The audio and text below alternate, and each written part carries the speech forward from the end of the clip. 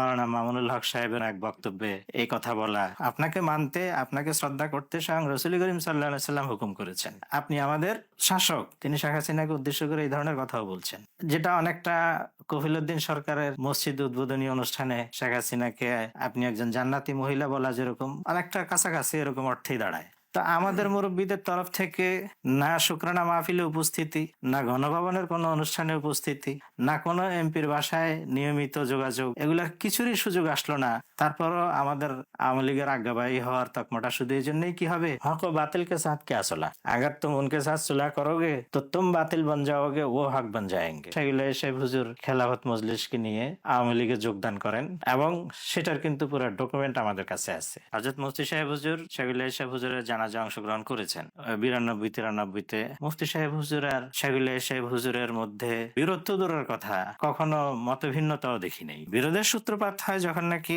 96-তে গভর্নমেন্টে আসা আওয়ামী সরকারের শেষের দিকে এসে সেগুলো সাহেব হুজুর যখন নাকি 4 দলীয় জোটে অংশগ্রহণ করেন, জোটবদ্ধ রাজনীতি শুরু করেন। সেগুলো সাহেব হুজুরকে আমরা একাধিকবার বলতে শুনেছি, ছাত্র রাজনীতি এটা ক্ষতিকর, এ ব্যাপারে আমার কোনো দ্বিমত নাই। তা কেউ যদি তোমরা প্রশ্ন করো যে তাহলে আমি ছাত্র মজলিস কেন করলাম, আমি ছাত্র মজলিস করছি যে হতবাগার ছাত্র রাজনীতি করার দরকার সে যেন এটাতে আসে। আসসালামু আলাইকুম রহমতুল্লাহ। দর্শক, আজকে সাম্প্রতিকের এই পর্বে আপনাদেরকে আমি আলামিন আলম আবার স্বাগত জানাচ্ছি। আমরা আমাদের চলমান এই পর্যায়ে আমরা আজকে একটি ভিন্ন ইস্যুতে কথা বলতে এসেছি, যে এই বিষয়গুলো আপনারা অনেকেই জানেন, আবার অনেকেই জানেন না। অনেকেই জেনেছেন বিভিন্ন অনলাইন মাধ্যম থেকে বা বিভিন্ন কথায় থেকে, বিভিন্ন জায়গা থেকে। দর্শক, আজকে আমরা জামিয়া রহমানী নিয়ে কথা বলতে এসেছি। আমরা আজকে জামিয়া রহমানিয়া আরাবিয়ার প্রাঙ্গণে আছি, যেটা এখন বর্তমানে 10তলা বিল্ডিং নামে পরিচিত আমাদের অনেকের কাছেই। আমরা এখানে এসেছি। সাম্প্রতিক সময়ে আমরা মাওলানা মামুনুল হক সাহেবের একটি মহফিলের একটি কথাকে সামনে এসেছে, যেটা আমাদের সকলেরই দৃষ্টিগোচর হয়েছে, যেটা 13ই জানুয়ারিতে উনি মহফিলে 4টি প্রস্তাবনা দিয়েছেন জামিয়া রহমানিয়া নিয়ে। আমরা যারা অনেকেই এই ঘটনাকে জানি না বা জানছি না, তাদের জন্য একটু যদি আমরা পেছনে ফিরে তাকাই, মূলত আসলে জামিয়া রহমানিয়ার শুরুর যেই জায়গাটা, সেই জায়গা থেকে যদি আমরা একটু ফোকাস করি, মূলত আসলে এটার শুরুর জায়গাটা মূলত জামিয়া রহমানের যে পার্ট, এটা মূলত লালবাগ থেকে চলে আসা। মানে লালবাগ যে মাদ্রাসা ছিল, আমরা যাকে চিনি লালবাগ মাদ্রাসা হিসাবে, সেখান থেকে এটা শুরু। ওখানকার একটা যেই সিচুয়েশন তৈরি হবে, একটা অবস্থা তৈরি, অবস্থার প্রেক্ষিতে ওস্তাদগণ যখন চলে আসেন বাহিরে, পরবর্তীতে 1986 সালের পরবর্তীতে তারা মোহাম্মদপুরে এসে এই জামিয়া রহমানিয়াকে প্রতিষ্ঠা করেন। এটা অনেক বড় একটা ঘটনা। জাস্ট আপনাদের একটু নলেজে দেওয়ার জন্য এতটুকু ঘটনাকে আমরা সামনে নিয়ে আসলাম।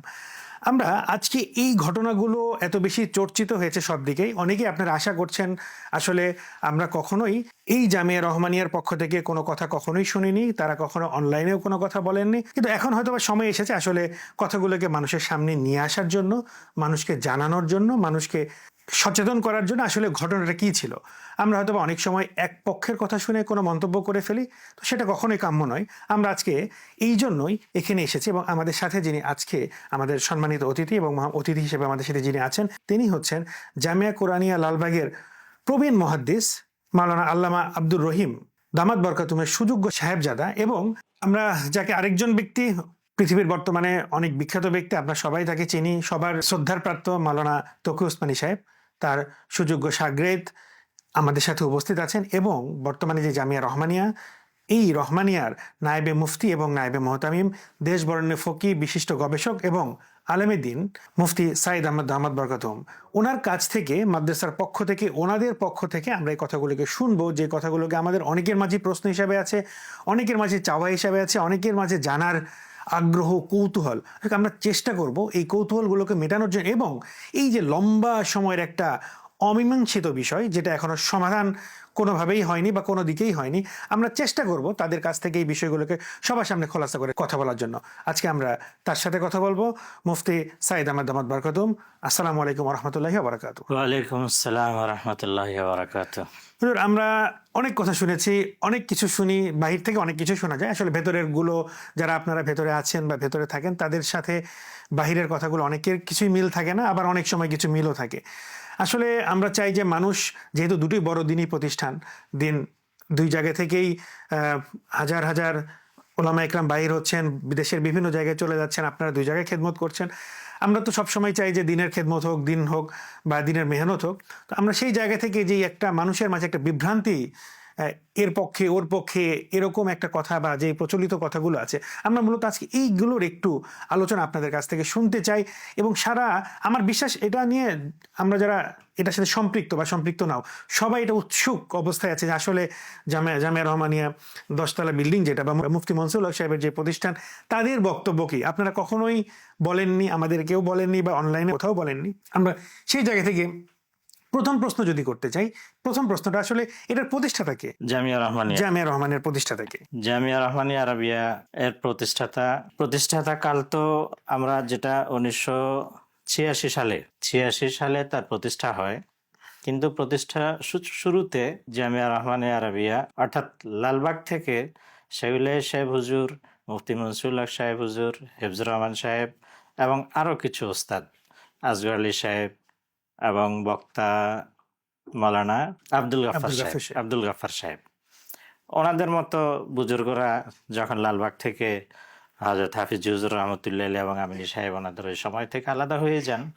আলাদা হওয়ার পরে ওনারা চলে আসেন মোহাম্মদপুরে মোহাম্মদিয়া হাউজিং লিমিটেডের যিনি উদ্যোক্তা হাজী সিরাজউদ্দৌলা সাহেবের আহ্বানে এবং হাজী সিরাজউদ্দৌলা সাহেবের যে ওখানে নূর মসজিদের অপোজিটে ওখানে কয়েকটা বাড়ি, নির্মাণাধীন বাড়ি ছিল, সেখানে ওনারা ওঠেন প্রথম। হাজী সিরাজউদ্দৌলা সাহেব ওনাদেরকে স্বতন্ত্র জায়গা দিবেন এবং সেখানে জামিয়া নিজের নিয়ম অনুযায়ী দাঁড়াবে, হাজী সিরাজউদ্দৌলা সাহেব সহযোগী হিসেবে থাকবেন, এই প্রতিশ্রুতিতে ওনারা এখানে এসেছেন। এবং তখন কিন্তু তার নাম ছিল জামিয়া মোহাম্মদিয়া আরাবিয়া। কিন্তু হাজী সিরাজউদ্দৌলা সাহেবের সঙ্গে যে সকল প্রতিশ্রুতির ভিত্তিতে ওনারা এসেছেন, ঠিক যতদিন যায় ওই প্রতিশ্রুতি বাস্তবায়নটা ততটা আশাটা ক্ষীণ হয়ে যায়। অবশেষে ওনারা দেখলেন যে একে তো যে সকল সুযোগ সুবিধা স্বতন্ত্র জায়গা দেওয়ার কথা সেটা উনি দিচ্ছেন না, অপরদিকে মাদ্রাসার অভ্যন্তরীণ বিষয়েও উনি ভালো হস্তক্ষেপ করতেছেন, যেটা মাদ্রাসার সাধারণ শিক্ষা দীক্ষার ক্ষেত্রে বাধাগ্রস্ত হয়ে যায়, বাধা সৃষ্টি করে। যার ফলে ওনারা সিদ্ধান্ত নেন এই জামিয়া ওখানে আর সম্ভব হবে না, তার জন্য পৃথক জায়গা তালাশ করার। এখানে একটা ছোট প্রশ্ন, যে আপনার ওখান থেকে যারা বের হয়ে এসেছিলেন, সাইকুল হাদিস রহমতুল্লাহ থেকে শুরু করে সবাই 5-6 জন বা আরো একটু সংখ্যা বেশি, সবার নাম যদি নিয়ে আসে, সবাই কি একত্রেই শুরু করেছিলেন নাকি এরকম কেউ ছিলেন দূরে তাদেরকে আবার ডেকে নিয়ে আসা হয়েছে, এরকম কোনো ঘটনা আছে কিনা এখানে? অবশ্যই আছে, অবশ্যই আছে। আমরা তো জানি যে হাজী সাহেবের আহ্বানে হাজী সাহেবকে এই ক্ষেত্রে উৎসাহ দান করছেন মৌলানা আবুল কালাম সাহেব পরে হাজী সাহেব যোগাযোগ করছেন মুফতি সাহেব হুজুর ওনাদের সঙ্গে। মুফতি সাহেব হুজুর তিনি মঈনপুরের হুজুরকেও ডেকেছেন, শেখুল সাহেব হুজুরকেও সংবাদ দিয়েছেন যে মোহাম্মদপুরে আমরা মাদ্রাসা শুরু করতে পারি, এর জন্য আমরা চেষ্টা করব। আমরা যতটুকু শুনেছি আমাদের মুরব্বীদের মুখ থেকে, এমনকি যাদেরকে প্রতিনিধি হিসাবে, দূত হিসাবে মুফতি সাহেব হুজুর সেগুলো সাহেব হুজুর কাছে পাঠিয়েছেন, এনারা এখনো আছেন। এর মধ্যে সেদিনও একজন বলে গেলেন, মাওলানা নিয়ামতুল্লাহ আল ফরিদি সাহেব গিয়েছেন, মুফতি সাহেব হুজুর পাঠিয়েছেন। তারপরে আমাদের মাওলানা আব্দুল কাইম আল মাসুদ সাহেব, যিনি আমাদের এখানে একজন মুহাদ্দিস, তিনিও ছিলেন। এবং ধানমন্ডি 15 নম্বর ঈদগাহ মসজিদের খতিব মাওলানা মুনাওয়ার সাহেব, যিনি ইন্তেকাল করে গেছেন গত বছর, ওনাদেরকে দিয়ে মুফতি সাহেব হুজুর সেগুলো সাহেবকে মোহাম্মদপুরে আসার জন্য অনুরোধ করেন। তখন সম্ভবত উনি আজিমপুরে থাকতেন। আজিমপুরে তো হুজুরের বাসা ছিল। তো একাধিকবার অনুরোধের পরে, আশ্বস্ত করার পরে হুজুর এসে যোগদান করেন, আশ্বস্ত হন, সেইভাবে শুরু হয়। হুজুর মুরব্বী ছিলেন, এর মধ্যে তার কোনো প্রশ্ন নাই। তো হুজুরকে নিয়ে ওনারা শুরু করেন। তো মোহাম্মদিয়া থেকে ওনাদের যখন অন্যত্র যাওয়ার প্রয়োজন দেখা দিল, তখনও আবার জায়গা তালাশ করার ক্ষেত্রে আমরা যতটুকু জানি, আমাদের সেই মাওলানা আব্দুল কাইম আল মাসুদ সাহেব এবং ওনাদেরকেই মুফতি সাহেব হুজুর এদিক সেদিক তালাশের জন্য পাঠাইলেন। ঘটনাক্রমে সেখানে ওনারা এসে 7 মসজিদের পাশের এই জায়গাটা দেখলেন। হাজী নূর হোসেন সাহেব তখন এখানে আলীনুর রিয়েল এস্টেট নাম করে এখানে প্লট বিক্রি করতেছিলেন, ওনার সঙ্গে ওনাদের দেখা হয়। এর মধ্যে আরেকটা ঘটনা ঘটে যে হাজী নূর হোসেন সাহেব এবং মোহাম্মদ আলী সাহেব, এনাদের দুইজনের পীর সাহেব ছিলেন নুরুদ্দিন গওহরপুরী সাহেব হুজুর।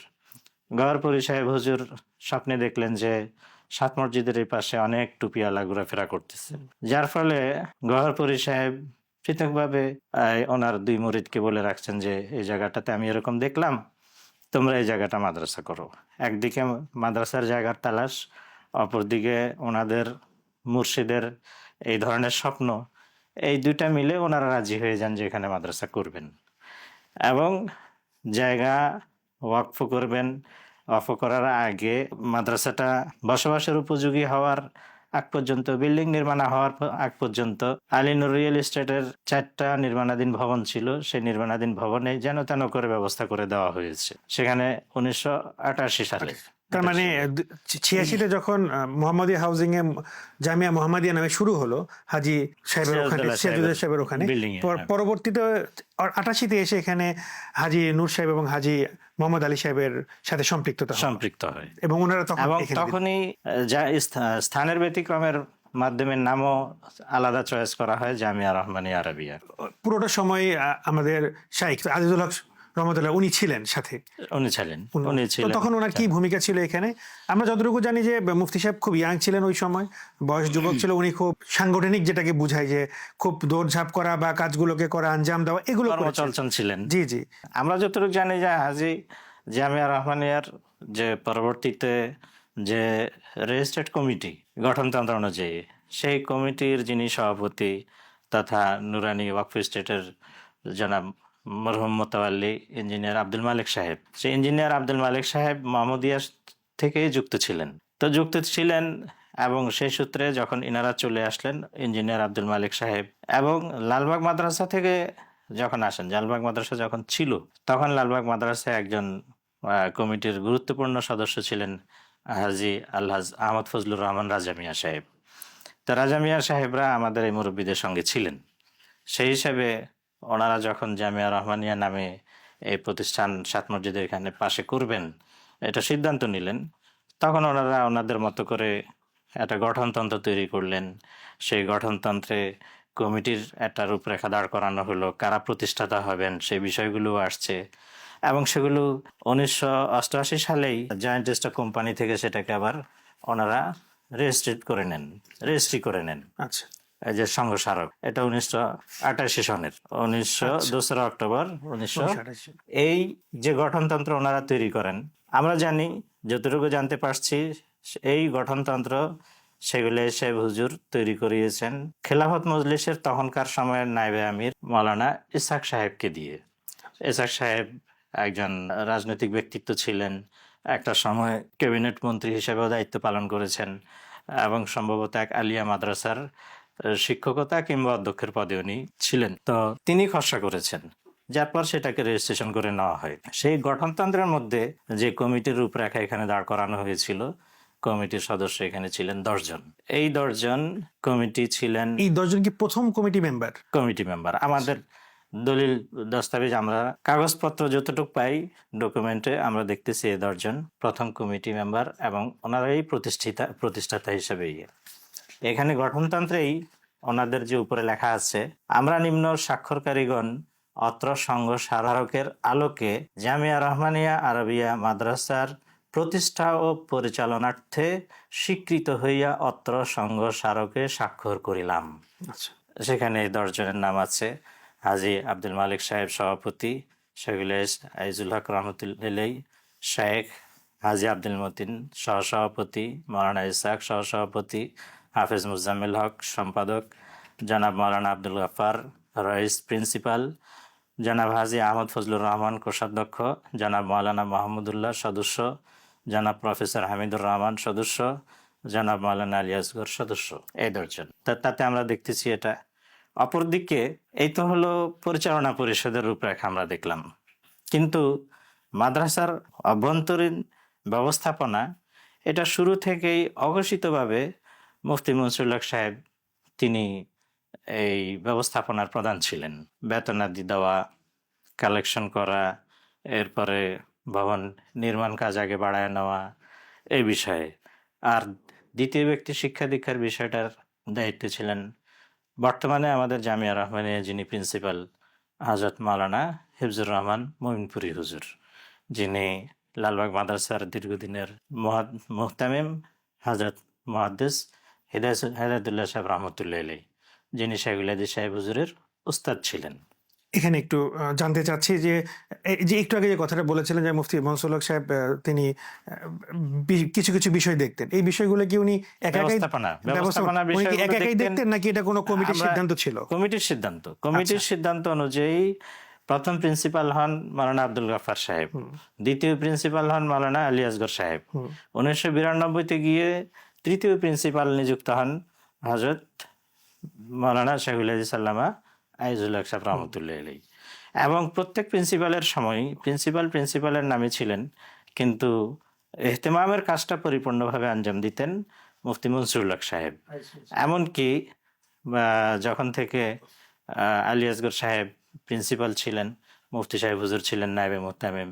শাহুল হাদিস সাহেব যখন প্রিন্সিপাল, তখনও মুফতি সাহেব হুজুর ছিলেন নায়েবে মুহতামিম। কিন্তু মুফতি সাহেব তো কোনো একটা জায়গায় পরিচিতিতে শাইখুল মানে আজিজুল হক রহমতুল্লাহ আলাইকে তিনি এর প্রতিষ্ঠাতা এরকম কিছু একটা বলেছেন বা পরিচয় করিয়েছেন, এই বিষয়টা কি আপনাদের জানা আছে কিনা? এটা আপনারা শুনলেন কোত্থেকে? এটা মানুষ বলেছে, মানুষের কথা থেকে শুনে সেই সেই জায়গা থেকে এরকম কোনো কিছু আছে কিনা? আমরা শুনেছি, এটা শুনলাম এই যে গত 13ই জানুয়ারি মাওলানা মামুনুল হক সাহেব বসিলার দিকে যে মাহফিল করলেন, সেখানে উনি এই কথাটার একটা হাওয়ালা টানলেন। আচ্ছা, তো আরবি একটা পরিচিতি তৈরি করিয়েছেন, যাকে দিয়ে তৈরি করিয়েছেন তিনি আমাদেরই ক্লাসমেট ছিলেন, মাওলানা রিয়াজুল ইসলাম। ওনার হাতের লেখা ভালো ছিল, তখন তো হাতে লিখে তারপরে সেটাকে করা হইতো, ফটো অফসেট নিয়ে ছাপানো হইতো। তো সেটা পরবর্তীতে প্রচার করা হয়েছে কিনা সেটা আমরা ঠিক জানি না, ওটার কোনো কপি আমাদের কাছে নাই। আমরা এটার রেফারেন্সটা ওনার কাছ থেকেই শুনছি, কিন্তু সেটা শুনলে হয়ে থাকলে এতটুকুই। কিন্তু তাই বলে এটা কোনোদিন দালিলিক কোনো প্রমাণ হিসাবে হওয়ার যোগ্যতা এটা অর্জন করে নাই, এবং এটা দালিলিক প্রমাণ হিসাবে লেখাও হয় নাই। আপনি জানেন যে দারুল উলুম দেওবন্দের প্রতিষ্ঠাতাদের মধ্যে হযরত কাসেম নানুতুই রহমতুল্লাহ আলাইকেই বলা হয়। তো তাই দালিলিক ভাবে তো কাসেম নানুতুই রহমতুল্লাহ আলাইহি একক প্রতিষ্ঠাতা না, কিন্তু হযরতের পরিচিতি সেই। এখন আরব বিশ্বের জন্য পরিচিতি লেখা, আরবিতে পরিচিতি লেখা হয়ে থাকলে সেখানে শাহুল হাদিস সাহেব হুজুরের পরিচিতি ছিল, সেজন্য ওনার নাম ব্যবহার করা হয়েছে। তাই বলে অন্যদের নাম তো এখানে কি হয়ে যায় না, বাদ পড়ে যায় না। একমাত্র প্রতিষ্ঠাতা এরকম তো এটা তো বুঝায় না। আর আরেক কথা আছে এখানে, এদের একমাত্র প্রতিষ্ঠাতা কিংবা প্রতিষ্ঠাতা হিসেবে স্বীকৃতি পাওয়া, এটা ওনারাও ধারণা করেন নাই। যার ফলে এই বসিলায় 17ই জানুয়ারির মাহফিলের আগে ওনারা তো আমাদের কমিটির দীর্ঘ 21 বছরের মামলা কি করছেন, মোকাবেলা করেছেন। কোথাও তো ওনারা এই কাগজটা পেশ করে বলেন নাই যে শাহুল হাদিস সাহেব রহমতুল্লাহ আলাইহি কিন্তু এই মাদ্রাসার প্রতিষ্ঠাতা। এটা আমাদের জানা নাই যে ওনারা পেশ করছেন, কিংবা এখনো সামনে যদি নাকি আইনের মোকাবেলা ওনাদের করতে হয়, ওনারা এটাকে পেশ করবেন কিনা আর আইন আদালতে এটা গ্রহণযোগ্য হবে কিনা, আমার মনে হয় এটার এমন গ্রহণযোগ্যতা নাই। আর একটা কথা হলো যে আমরা শাহুল হাদিস সাহেব হুজুর স্বাক্ষর করা এবং হুজুরের দ্বারা হুজুরের সহ থেকে যেই প্রতিষ্ঠাতার তালিকা তৈরি করা, সেটা ওনার সন্তানদের কাছে রেফারেন্স হবে না, হয়ে যাবে মুফতি মনসুরুল হক সাহেব কোন ছাত্রকে দিয়ে একটা লেখাইলেন এটা আমাদের কাছে অবাক করার মতো বিষয় লাগে। এটা কেন হবে?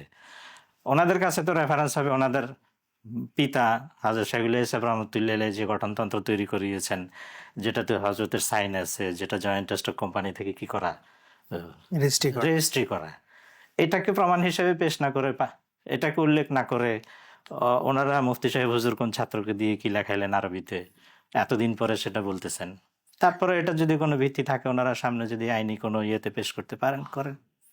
তাহলে আসলে যদি এরকমই হয় যে মুফতি মনসুর সাহেব কমিটির পরামর্শক্রমে তিনি প্রশাসনিক বিষয়গুলো দেখছিলেন, বা শাইখুল হাদিস রহমতুল্লাহ দায়িত্বপ্রাপ্ত ভাইস প্রিন্সিপাল এবং শাইখুল হাদিস রহমতুল্লাহ তৃতীয় মুহতামিম ছিলেন 92 সাল থেকে। তো তার মানে ব্যাপারগুলো আগে থেকেই হচ্ছিল, কিন্তু তাহলে আসলে দ্বন্দ্বের মূল কারণটা কি ছিল? যখন থেকে মুহতামিম মুফতি সাহেব হুজুর তার বহু আগ থেকে নায়েবে মুহতামিম, শুরু থেকেই। একটা সময় যখন মাহমুদিয়ায় শুরু হয়, কাগজপাতি এরকম গোছানো হয় নাই, তখন কিন্তু অঘোষিতভাবে মুফতি মনসুরুল হক সাহেব মুহতামিমের দায়িত্বই পালন করতেন। কিন্তু হুজুরের বয়স সেই পদের সাথে ম্যাচিউর না হওয়ার কারণে ওনাকে পরে নায়েবে মুহতামিম পদে রেখে কাজ চালিয়ে নেওয়া হইতো। আচ্ছা, তাহলে আসলে মৌলিক দ্বন্দ্বের কারণটা কি হলো, আর মুফতি মনসুরুল হক সাহেবের সাথেই কেন দ্বন্দ্বের এতগুলো কথা আসে বা আসতেছে? আর পক্ষে বিপক্ষে কারা থাকতো ওই সময়? তো মাদ্রাসায় অনেকেই ছিলেন তাদের মধ্যে থেকে। দেখেন, জামিয়া রহমানিয়ার সাথে আমার সম্পর্ক ছাত্র হিসেবেও ছিল, আর শিক্ষকতার সূত্রে তো আলহামদুলিল্লাহ এখনো আছি। আমরা যখন জামিয়া রহমানিয়ায় আমি মিশকাত এবং দাওরা পড়ি, আলহামদুলিল্লাহ সে সময় কিন্তু সেগুলো এসে হুজুর কি হন, মোহতায়েম হন। আচ্ছা। আমি 92 সন থেকে জামিয়া রহমানিয়ায় শিক্ষার্থী হিসেবে ভর্তি হই এই মিশকাত জামাতে। জি। তো মিশকাত জামাতে যে বছর ভর্তি হই, সেটা আলী আসগর সাহেব রহমতুল্লাহের শেষ সময়ে ছিল। আমরা শুরুতে অল্প কয়েকদিন হুজুরের এহতেমামে ছিলাম। আমার খেয়াল পড়ে যে আমাদের ভর্তি ফর্মগুলোতে রয়েছে স্বাক্ষর আলী আসগর সাহেব করেছেন। এরপরে কিন্তু কি হয়, আলী আসগর সাহেব চলে গিয়ে মিরপুর 14 নম্বরে জামিউল উলুম মাদ্রাসায় মোতায়েম হন, আর এখানে জামিয়া রহমানিয়াতে মোতায়েম হন হলো শাহগুল সাহেব হুজুর রহমতুল্লাহ। তো শাহগুল সাহেব হুজুর রহমতুল্লাহকে আমরা দেখেছি মোতায়েম হিসেবে। আমার 1992 থেকে নিয়ে 93 পর্যন্ত আমি 2 বছরই এখানে পড়াশোনা করছি। মাঝখানে 3 বছর আমি ইফতা কোর্স করার জন্য করাচি চলে গেছি। করাচি থেকে আমি ইফতা কোর্স শেষ করে আসে 1997 শেষ থেকে কিন্তু আমি জামিয়া রহমানিয়াতে শিক্ষক হিসেবে যোগদান করি। জি। তখনও শাহগুল সাহেব হুজুর মোহতামেম এবং মুফতি মনসুরুল হক সাহেব নায়েবে মোহতামেম। আমরা কিন্তু ওই প্রথম 2 বছরে 92-93-তে মুফতি সাহেব হুজুর আর শাহগুল সাহেব হুজুরের মধ্যে বীরত্ব দূরের কথা, কখনো মতভিন্নতাও দেখি নাই, এটা দেখি নাই। এরপরে যখন 1997 শেষের দিকে এসে যখন নাকি আমি শিক্ষক নিয়োগ হই, সেখানে মুফতি মনসুরুল হক সাহেব প্রস্তাব করেছেন, শাহগুল সাহেব হুজুর অনুমোদন করেছেন। মুফতি সাহেব সেই রেফারেন্স টেনেই কিন্তু আমাকে মাদ্রাসায় ডেকেছেন, বলছেন যে আমরা হুজুর এবং মঈনপুরী হুজুর তখন শিক্ষা সচিব ছিলেন, আমরা দুজনে তোমার কথা সেগুলো এসে হুজুরের কাছে প্রস্তাব করছি, হুজুর সম্মতি দিয়েছেন, তুমি শুরু করো। এই ছিল শুরু। আমরা আরেকটা এই বিষয়টা জেনেছি বা শুনি, আমরা সবসময় শুনি যে মুফতি সাহেব হুজুর শাইখুল হাদিস সাহেবের জানাজায় উপস্থিত হন না। এই কথাটা অনেক চর্চিত বা সবাই অনেকে বলতে থাকে বা বলেন। এই ব্যাপারে আপনারা কি বলবেন? এই যে মিথ্যা কথা যে খুব খুব বেশি প্রচারিত হয় এবং খুব সহজে মানুষ নিয়ে নেয়, এটা একটা তার উদাহরণ। আচ্ছা। হযরত মুফতি সাহেব হুজুর শাহগুল সাহেব হুজুরের জানাজায় অংশগ্রহণ করেছেন, এবং অংশগ্রহণ করেছেন, ওনার পাশে ছিলেন শাহগুল সাহেব হুজুরের জামাই একজন আছেন, হযরত মাওলানা নিয়ামতুল্লাহ সাহেব, শাহী মসজিদের খতিব, লালবাগ শাহী মসজিদের খতিব। ওনারই ভাই জনাব খায়রুল্লাহ সাহেব, যিনি আম্বরশা মাদ্রাসার সম্ভবত মোহতামিম, উনি হুজুরের পাশে ছিলেন। আর সঙ্গে আরেকজন আমাদের মাদ্রাসার ফাজিল ছিলেন, তিনিও ছিলেন। খায়রুল্লাহ সাহেবকে মুফতি সাহেব হুজুর, মজার ব্যাপার যে মুফতি সাহেব হুজুর তখন বলছিলেন, দেখো আমি কিন্তু শাহগুল সাহেব হুজুরের জানাজায় শরীক হইলাম, কিন্তু আমার নামে ছড়াবে আমি মুফতি শাহগুল সাহেব হুজুরের জানাজায় শরীক হই নাই। এটা উনি ওই সময় ওই বলেছিলেন? সময় বলছেন। আচ্ছা, তার মানে দেখা যাচ্ছে যে মানে কারণে হোক অকারণে হোক একটা পক্ষ বা কিছু মানুষ শাইখুল হাদিস সাহেব রহমতুল্লাহর ব্যাপারে কোনো নেগেটিভ কিছু হলে মুফতি সাহেবকে এখানে সম্পৃক্ত করেছেন। ওনার সম্পৃক্ত থাক আর না থাক, বা উনি কিছু বলুক আর না বলুক, ব্যাপারটা তো এরকমই দাঁড়িয়েছে। তো সেটা খুব একটা মজার ইন্টারেস্টিং পয়েন্ট যে আমরা যে কথাটা বললাম যে হুজুর ওখানে নিজেই জানাজায় যখন শরীক হয়েছেন এবং তিনি নিজেই বলেছেন যে, এবং যাকে বলেছেন তিনি কিন্তু শাহগুল আত্মীয়, হ্যাঁ, তাকেই বলেছেন যে হয়তো দেখো আমার নামে এই কথা আসবে যে আমি এখানে শরীক হইনি। তাই আসলে এই বড়দের এই বিষয়গুলো আমাদের লক্ষণীয়, বা এখান থেকে আমাদের অনেক কিছু শেখার আছে। ওনারা যে জিনিসগুলো নিয়ে চলছেন বা যা করছেন এগুলোর ব্যাপারে ওনারা পরিপূর্ণ ওয়াকিবহাল, এবং ওনারা জানেন যে কি হচ্ছে বা কিভাবে হচ্ছে। 97-98-তেও আমরা কিন্তু তেমন বিরোধ দেখি নাই। এরপরে যে বিরোধটা আমরা দেখতে পেয়েছি, সেটা কিন্তু মুফতি সাহেব হুজুর মঈনপুরী হুজুরের সঙ্গে শাহগুল সাহেব হুজুরের বিরোধ। এই বিরোধটা কিন্তু আমরা শুধু বাহির থেকে শুনি, আমরা ভিতরে থেকে কিন্তু এই শাহগুল সাহেব হুজুরের সঙ্গে মুফতি সাহেব আর মঈনপুরী হুজুরের বিরোধ, এই বিরোধটা কিন্তু আমরা প্রত্যক্ষ করি নাই। সুতরাং আমাদেরকে অন্য যাই বলুক, আমাদেরকে এটা বিশ্বাস করানো সম্ভব না। আমরা দেখেছি যে কমিটির পরিচালনা পরিষদের সঙ্গে হুজুরের মতের বিরোধ চলছে, মানে এবং সেটার সূত্র কি, সেটার সূত্র আছে। এর মধ্যে উল্লেখযোগ্যটাই হলো ছাত্রদেরকে দলীয় রাজনীতিতে ব্যবহার করা। একটা ছিল যে দিনই তাকাজায় ইসলামের উপরে রাষ্ট্রীয় বা জাতীয় পর্যায়ে এমন কোনো আপত্তি আসবে যেটার প্রতিবাদ করা জরুরি, এই এই ক্ষেত্রে জামিয়া রহমানিয়া ছাত্র শিক্ষকরাও মুসলিম জাতির সাথে একসাথ হয়ে এর প্রতিবাদ জানাবে।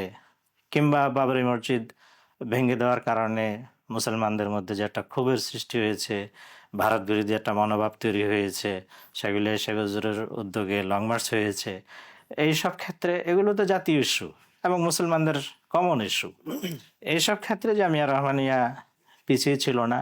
এইসব বিষয় নিয়ে জামিয়া রহমানিয়ার নীতি নির্ধারক এবং পরিচালক মণ্ডলী, সেগুলো শেখ হুজুর, মুরব্বীদের মধ্যে উল্লেখযোগ্য বিরোধ কখনোই ছিল না।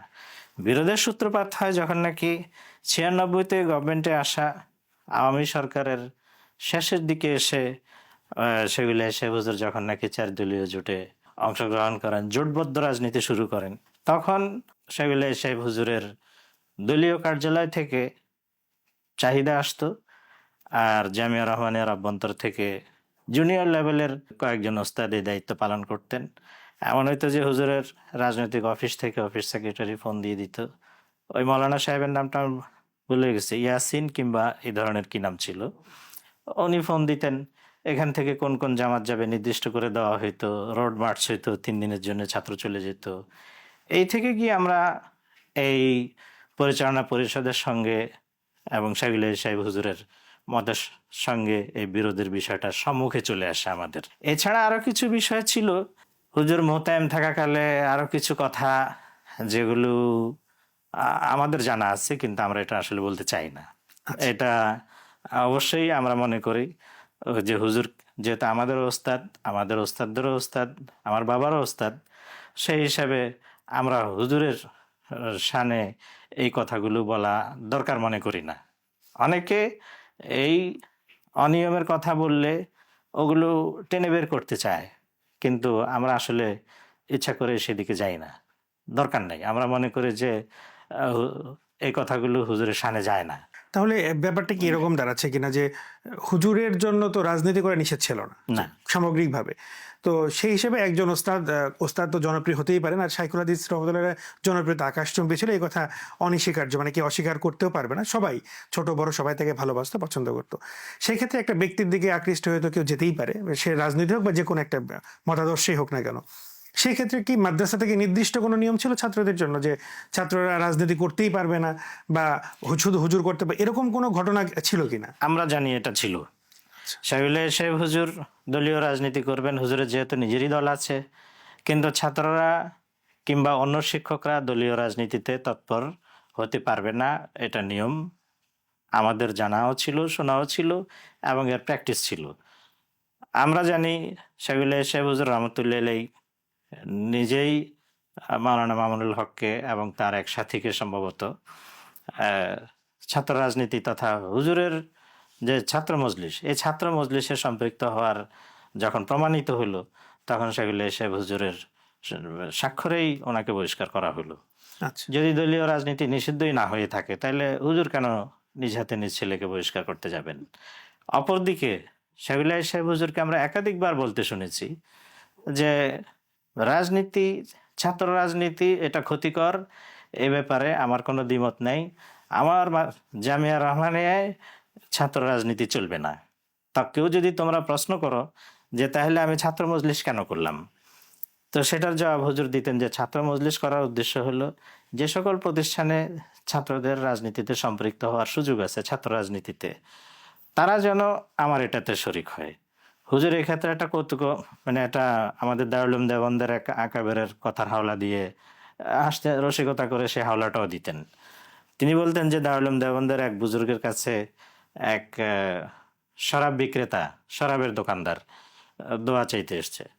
তো তিনি তাবিজের মধ্যে লিখে দিয়েছেন, তাবিজ দেওয়ার পরে থেকে তার দোকানে বিক্রি বেড়ে গেছে। বিক্রি বেড়ে যাওয়ার পরে লোকজন এসে বললো যে হুজুর এটা কেমন কাজ করলেন, এই শরাব বিক্রেতার জন্য দোয়া করে দিলেন।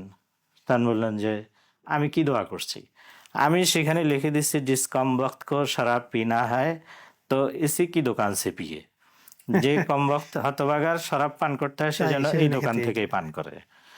উনি এটাকে রেফারেন্স দিয়ে কথা বলতেন যে আমি ছাত্র মজলিস করছি, যে যে হতভাগার ছাত্র রাজনীতি করার দরকার সে যেন এটাতে আসে। তাই বলে আমার মাদ্রাসার ছাত্রদের কিন্তু কি এই ছাত্র রাজনীতি করার কি নাই, সুযোগ নাই।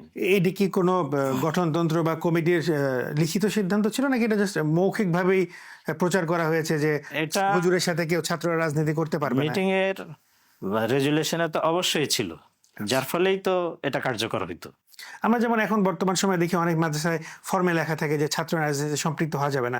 আপনার এরকম কোনো ওই সময়ের কথা বা ওই সময়ের ঘটনা কিছু মনে আছে বা মনে পড়ে কিনা যে ওই সময়ের ফর্মে কোনো কিছু এরকম লেখা ছিল যে রাজনীতির সাথে সম্পৃক্ত হওয়া যাবে না? আমরা যে ফরমে অঙ্গীকার নামা ইয়ে করে ভর্তি হয়েছি, আমার তো যতদূর খেয়াল পড়ে সেখানে ছাত্র রাজনীতিতে জড়ানো যাবে না, রাজনৈতিক বইপত্র রাখা যাবে না, এগুলো লেখা ছিল। তাহলে কি এই কথা বলে যে মূল দ্বন্দ্বটা আসলে এই রাজনৈতিক কেন্দ্রিকই শুরু হয়েছিল?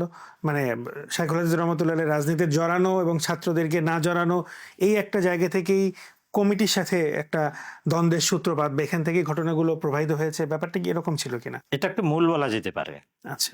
এবং প্রকাশ্যে আসার একটা মাধ্যম এটাকে বলা যেতে পারে। আরো কারণ আছে, থাকতে পারে, কিন্তু এটাকে মূল বলা যাবে যে মূল কারণ এটাই। তার মানে কমিটির চাওয়া একদিকে ছিল, শাইখুল হাদিস রহমতুল্লাহ চাওয়া আরেক দিকে ছিল ছাত্র রাজনীতির ব্যাপারে। ব্যাপারগুলো কি এইভাবে এগিয়েছে? এটা তো কমিটির চাওয়া, আর এর সাথে সাথে সাথে কথাও বলে রাখি যে রাজনৈতিক প্রোগ্রামে পরপর অংশগ্রহণের কারণে ছাত্রদের পড়ালেখার ক্ষতিটা ভিতরগতভাবে যে শিক্ষকরা দেখতেন, নিগরানি করতেন, তারা কিন্তু উপলব্ধি করতেন। যার ফলে এটাতে হযরত মঈনপুরী হুজুর, হযরত মুফতি সাহেব হুজুর নায়েবে মুহতামিম হিসাবে এবং মঈনপুরী হুজুর নাজিমে তালিমাত হিসাবে ওনারা এবং অন্যান্য শিক্ষকরা শিক্ষক হিসাবে এই জিনিসটাকে কিন্তু দিল থেকে পছন্দ করতেন না।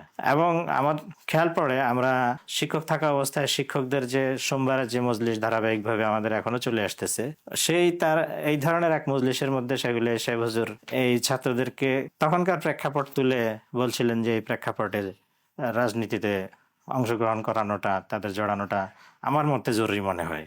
তোমরা কি বলো? এই ক্ষেত্রে আমার যতটুকু খেয়াল পড়ে, মাওলানা হাসান আহমদ সাহেব হুজুরের নাতি গিয়াসউদ্দিন সাহেবের ছেলে এবং মাওলানা মাহফুজুল্লাহ সাহেব, এছাড়া আরো এক দুইজন ছাড়া আর বাকিরা কিন্তু চুপ ছিল, কেউ কিন্তু এতে সম্মতি প্রকাশ করে নাই। আমরা যেটা জানি যে জামিয়া রহমানিয়ার কমিটি, সেখানে কিছু সাধারণ মানুষজন ছিল, বেশ একটা বড় অংশ শুরুর দিকের। এবং এই জামিয়া রহমানিয়ার শুরুর ব্যাপারে আল্লামা গওহরপুরী রহমতুল্লাহ একটা বড় অবদান আছেন, তার দোয়া, তার মেহনত, ফিকির সবই আছেন এখানে। এই কমিটিটা আসলে কে গঠন করে দিয়েছিল? সাধারণ মানুষকে দিয়ে একটা দিনী প্রতিষ্ঠান চালানোর কমিটি, এটা কিভাবে হলো, বা আসলে এটা কিভাবে চলেছিল বা হয়েছিল, বা পরবর্তীতে বা কি হয়েছিল? আমরা তো এই সংঘ স্মারকের আলোকে বলতে পারবো যে এটা সেগুলো সে হুজুরের সম্পৃক্ততার মাধ্যমেই হয়েছে। আচ্ছা এখানে দেখবেন যে আপনি মুফতি মনসুর হক সাহেবের নাম কিন্তু নাই সেই বডিতে। আচ্ছা। তো সেখানে এই কমিটির জড়ানো, এই কমিটিকে সম্পৃক্ত করা, সাথে নিয়ে চলা, এটা তো সেগুলো সে হুজুরও করেছেন। অন্যরা ছিলেন, কিন্তু সেগুলো সে হুজুরদের সাথে সম্পৃক্ত ছিলেন। এটার দায় এককভাবে মুফতি মনসুর হক সাহেবের উপরে বর্তাবে, যেমনটা 13 জানুয়ারি মাওলানা মামুনুল হক সাহেব বলতে চেষ্টা করছেন। বিষয়টা কিন্তু তা না। আচ্ছা। এছাড়া সেগুলো সে হুজুরের জবান থেকে আমরা কিন্তু এই কথা নিজেরাও শুনেছি যে জামিয়া রহমানিয়ার কমিটির মতো এত বিচক্ষণ এবং এত দিন দরদি কমিটি আর কোনো প্রতিষ্ঠানের নেই। তো কমিটির প্রশংসায় পঞ্চমুখ কিন্তু আমরা সেগুলো সে হুজুরকেও দেখেছি। আমাদের জামিয়ার ইতিহাসকে যদি একটু টেনে আনি, সেখানে আমরা যতটুকু জানি যে সম্ভবত 3 বার শাইখুল হাদিস রহমতুল্লাহকে অব্যাহতি দেওয়া হচ্ছে সাময়িকভাবে। সম্ভবত এটা রাজনৈতিক এই যেই ছাত্রদের এঙ্গেজমেন্ট করা আবার না করা, এই ধরনের ঘটনাগুলোর কারণে। না, 3বার অব্যাহতি না, 3বারের ঘটনা আছে। 3বারের ঘটনা আছে। 3 আচ্ছা স্তর আছে। আচ্ছা। একটা হলো সেগুলো সাহেব হুজুর এক রমজানে 7 মসজিদে কমিটির সদস্য ছিলেন মুফতি সাহেব এবং হিফজুর রহমান সাহেব, ওনারা এতেকাফরত ছিলেন। এই এতেকাফরত থাকা অবস্থায় সেগুলো সাহেব হুজুর মসজিদে গেলেন, সম্ভবত জোহরের পর গিয়ে কমিটির সদস্য এবং মুফতি সাহেব, মুহতামিম সাহেব ওনাদের উপস্থিতিতে উনি বললেন যে এটা রমজানের কথা, যে রমজানের পরে সেগুলো সাহেব হুজুর কমিটি ভেঙে দিবেন এবং ভর্তির পর ছাত্র শিক্ষকদের সামনে হুজুরের বক্তব্য দিবেন, মৌকিফ পরিষ্কার করবেন। এরপর কমিটির লোকেরা, যেহেতু কমিটির সদস্য সেখানে উপস্থিত ছিলেন, তো ওনারা এটা অন্যান্য সদস্যদেরকেও জানালেন যে হুজুরের প্ল্যান এমন, মাদ্রাসার শুরুতে উনি এই ধরনের পদক্ষেপ নিতে যাচ্ছেন। তখন কমিটি জরুরি ভিত্তিতে মিটিং করে মাদ্রাসা খোলার আগে আগে সেগুলো এসে হুজুরকে 3 মাসের জন্য হুজুরের বাসায় বেতন পৌঁছায় দেওয়া হবে, কিন্তু হুজুরকে শিক্ষকতা থেকে বিরত রাখছেন।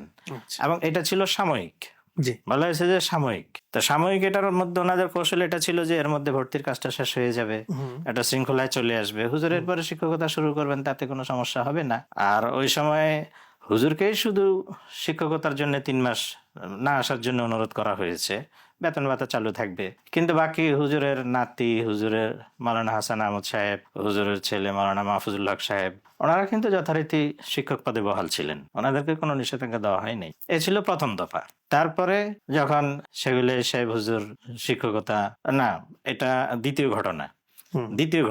তার আগের ঘটনা হলো যে সেগুলে সাহেব হুজুরকে ওই যখন রাজনীতির বিষয়টা নিয়ে কমিটির সাথে দূরত্ব তৈরি হয়, আর আরো কিছু অনিয়মের কথা যেটা আমরা বলতে চাই না, ব্যাখ্যা করতে চাই না, ওগুলোর প্রেক্ষিতে সেগুলে সাহেব হুজুরকে প্রিন্সিপাল পদ থেকে ইস্তফা দিতে বলা হয়। আচ্ছা। এটা ছিল প্রথম পদক্ষেপ কমিটির। প্রিন্সিপাল পদ থেকে ইস্তফা দিতে বলা হয়। ইস্তফা দিতে বলা হলে তখন যেহেতু ভাইস প্রিন্সিপাল ছিলেন মুফতি মনসুরুল হক সাহেব, সেগুলো সাহেব হুজুর তখন শর্ত দেন যে আমি প্রিন্সিপাল পদ থেকে ইস্তফা দিব যদি মুফতি মনসুরুল হক ভাইস প্রিন্সিপালের পদ থেকে ইস্তফা দেন। আচ্ছা। তখন কমিটির লোক মুফতি মনসুরুল হক সাহেবকে বললেন যে আপনি হুজুরকে আমরা যখন ভাইস প্রিন্সিপালের পদ থেকে ইস্তফা দিতে বললাম ব্যবস্থাপনাগত কারণে, তো হুজুর বললেন যে আপনিও ভাইস প্রিন্সিপাল পদ থেকে ইস্তফা দিতে হবে। তো হুজুর তাৎক্ষণিক রাজি হয়ে গেলেন। এবং হুজুর রাজি হলেন তা না, হুজুর শর্তও দিলেন যে আমি তো রাজি হলাম, এবং এই শর্তে যে ভবিষ্যতে আর কখনো এই পদের জন্য আমাকে অনুরোধ করা যেন না হয়। আচ্ছা, মুফতি সাহেব এই কথা মুফতি সাহেব এই কথা বললেন, এবং সেই কথার উপরে কিন্তু আজও হুজুর আছেন। হুজুর কিন্তু জামিউর রহমানে আর প্রিন্সিপাল পদ কিংবা ভাইস প্রিন্সিপাল পদে আর আসেন নাই। তো এই ছিল প্রথম পদক্ষেপ। আর বাকি শিক্ষকতা যথারীতি চলতেছিল। তো এর মধ্যে ঘটনা যেটা ঘটার, ওই যে রমজানের যেটা বললাম, সেগুলো এসে হুজুর কমিটি ভেঙে দিবেন, ছাত্র শিক্ষকদের সামনে ওনার মওকিফ ওয়াজাহাত করবেন, এইসব কথা বললেন। যার কারণে মাদ্রাসা খোলার আগে দিয়ে কমিটি ওই সিদ্ধান্ত নিল যে হুজুরকে 3 মাসের জন্য এই সবক দান থেকে বিরত থাকার অনুরোধ করলো, এবং বলা হলো যে বেতন আপনার এখানে পাঠিয়ে দেওয়া হবে। এটা ছিল দ্বিতীয় পদক্ষেপ। দ্বিতীয় পদক্ষেপের পরে হযরত গওহরপুরী হুজুর রহমতুল্লাহের মধ্যস্থতায় তথা হুজুর সেগুলো এসে হুজুরকে রহমানিয়া নিয়ে গেলেন। এখানে শহীদুল ইসলাম সাহেবও ছিলেন। শহীদুল ইসলাম সাহেব তো হুজুরের দরসে চিৎকার দিয়ে বেহুশ হয়ে পড়ে গেলেন। এইসব ঘটনা হলো। সেগুলো এসে হুজুর যথারীতি আবার সবক পড়ানো শুরু করে দিলেন। গওহরপুরী হুজুরকে পাশে রেখে, সেগুলো এসে হুজুরকে পাশে রেখে এটার উপরে তাকিদ করে দিলেন যে আপনি আসবেন, পড়াবেন, আর কিছু করবেন না। এই ছিল দ্বিতীয় পদক্ষেপ। এরপরে ঘটনা, একদিন বিকেলে আমরা ছিলাম, দেখলাম যে অনেক লোকজন আসতেছে। শুনলাম তারা নূর হোসেন কোম্পানি সাহেবের অফিসে যাচ্ছে। সেগুলো এসে হুজুরও গেলেন। এটা নূর হোসেন সাহেবের সূত্রে কিংবা অন্য কোনো সূত্রে জানতে পেরে কমিটির লোকরা তাৎক্ষণিক থানায় ফোন করে পুলিশ ডাকলো। পুলিশ এসে মাদ্রাসার গেটে দাঁড়ালো। পরিকল্পনাটা আমরা এমন শুনেছি যে হুজুরের রাজনৈতিক দলের লোকদের সঙ্গে নিয়ে হুজুর মাদ্রাসায় ঢুকবেন। আচ্ছা। তো অথচ হুজুর কিন্তু তার আগে তো শিক্ষকতা চলমান ছিলই। তো যার কারণে পুলিশদের ওই গেটে দণ্ডায়মান থাকার কারণে ওনারা মাদ্রাসায় ঢুকতে পারলেন না। হুজুর সাত মসজিদ চত্বরে চলে গেলেন, মাগরিবের নামাজ আদায় করলেন। মাগরিবের নামাজের আগে কি পরে ওখানে যারা উপস্থিত ছিল, যারা আসছিল, তাদের সামনে সান্ত্বনা বক্তব্য দিয়ে বললেন যে আপনারা নিয়তে এখলাস, যে নিয়তে আসছেন সওয়াব পেয়ে যাবেন, আবার কখনো দরকার হলে আপনাদেরকে ডাকা হবে। তো এটা ছিল এক পদক্ষেপ। এটার পরে আবার হুজুর পড়াইতেছেন। এটা তারিখটা হলো 1/7/2000 মানে 1 জুলাই। আমরা তখন রাত্রেবেলা শুয়ে আছি। তো ফজরের আগ দিয়ে উঠবো, এর আগেই দেখি যে ছাত্রদের মধ্যে একটা হুলস্থুল কাণ্ড ঘুম ভেঙে দেওয়ার পরে। আমি ফতোয়া বিভাগে নিগরান হিসাবে ফতোয়া বিভাগে ছিলাম। উঠে দেখি ফতোয়া বিভাগের ছাত্র সব জাগনা, মাঝখানে বসা। তো তারা বসে, জিজ্ঞাসা করলাম কি হয়েছে তোমাদের? বললো যে হুজুর মাদ্রাসা তো দখল হয়ে গেছে। মাদ্রাসা দখল হলো, কারা দখল করছে? বললো যে জামিলের নাম বললো, জামিলের নেতৃত্বে মাদ্রাসা দখল হয়েছে, এখন থেকে মাদ্রাসা শাইখুল হাদিস সাহেব হুজুরের। তো দরজা বাইরে তালা লাগানো, আমার দরজার বাইরে তালা লাগানো, আর এরকম কয়েকজন শিক্ষকের দরজার বাইরে তালা লাগানো ছিল। কোনো ছাত্র যারা মুফতি সাহেব হুজুরের ঘনিষ্ঠ ছিল, ওস্তাদের ঘনিষ্ঠ ছিল, তাদেরকে বাথরুমে আটকানো হয়েছে, তারা এখনো আছে। যাই হোক, ফজরের আজান হয়ে গেল। আমি তালেব ইলমদেরকে বললাম, তা আমার তো উজু করতে হবে, ওর খুলে দিতে বলো। এক ছাত্রকে ডাক দিয়ে, যারা করিডোর দিয়ে লাঠি নিয়ে এই মাথায় যায়, এদিকে যায় ওদিকে যায়, বললাম এদেরকে ডাক দিয়ে বললো যে এই হুজুর বলতেছেন দরজা খুলে দিতে উজু করতে হবে। বললো যে জামিল ভাইয়ের অনুমতি ছাড়া খোলা যাবে না। তো বললাম জামিল ভাইকে ডাকতে কও। কিছুক্ষণ পরে জামিল ভাই আসলো, আমি জানালার কাছে গেলাম, তখন জামিল ভাই বলতেছেন যে হুজুর কেন বের হইবেন, মাদ্রাসা দখল হয়ে গেছে, কেন বের হবেন? বলে বের হবো, আমি তো উজু ইস্তিনজা করতে হবে। বলে উজু ইস্তিনজাই করতে পারবেন, অন্য কোনো কিছু করতে পারবেন না, এই শর্তে খুলে দেওয়া হচ্ছে। ঠিক আছে, খুলে দেওয়া হলো। পরে যা জানতে পারলাম যে একটা অভ্যুত্থান হলো। সেই অভ্যুত্থানের রাতে যেখানে মৌলানা মাহফুজুল হক সাহেব, মৌলানা আশরাফুজ্জামান সাহেব, হাসান আহমদ সাহেব ওনাদের মাদ্রাসায় থাকার কথা, মাদ্রাসায় কিন্তু ওনারা ছিলেন না। ফজরের পরপরই জিনিসটা জানাজানি হয়ে গেলে পরে হাজী নুর হোসেন সাহেব, মোহাম্মদ আলী সাহেব ওনারা আসলেন, এলাকার লোক ওনাদের সাথে কিছু লোক আসলো। আসার পরে এই অভ্যুত্থানটা ব্যর্থ হলো। ওই দিন কিন্তু 16 জন ছাত্রকে হাতে নাতে আটক করা গেল।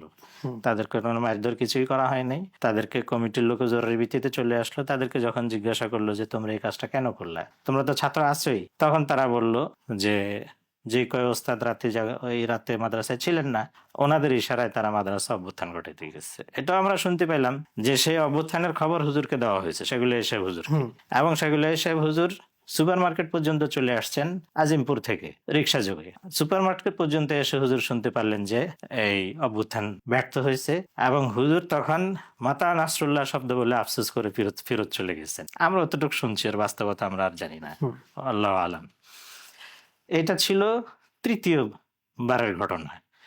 এদিন সকালে যে মিটিং হলো, কমিটির জরুরি মিটিং, সেই মিটিং এ যে ওস্তাদদের ব্যাপারে অভিযোগ আসলো, এই অভ্যুত্থানের ইন্ধনদাতা হিসাবে তাদেরকে স্থায়ীভাবে অব্যাহতি দেওয়া হলো, এবং সেগুলো হিসাবে হুজুরকেও অব্যাহতি দিয়ে সেটাকে পুনর্বিবেচনা করার জন্য, চূড়ান্ত বিবেচনা করার জন্য একটা মজলিসে শুরা গঠন করা হলো। সেই মজলিসে শুরার মধ্যে ছিলেন আহমদ শফি সাহেব হুজুর, নুরুদ্দিন গওহরপুরী সাহেব হুজুর, আব্দুল কুদ্দুস সাহেব, যাত্রাবাড়ির মাহমুদুল হাসান সাহেব হুজুর, মুফতি আব্দুর রহমান সাহেব হুজুর, প্রফেসর হামিদুর রহমান সাহেব, নূর হোসেন কাসেমি সাহেব রহমতুল্লাহ আলাইহি।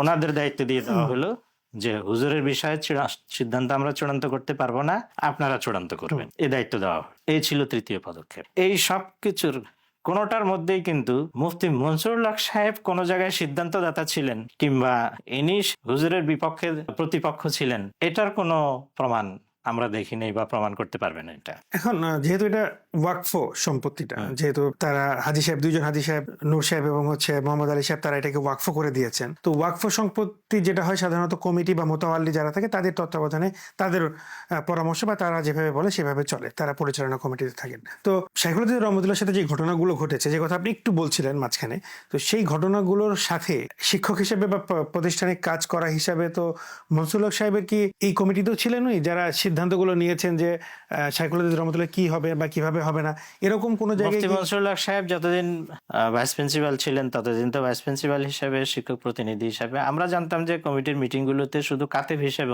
উপস্থিত থাকতেন, আচ্ছা, রেজুলেশন লেখার দায়িত্বে।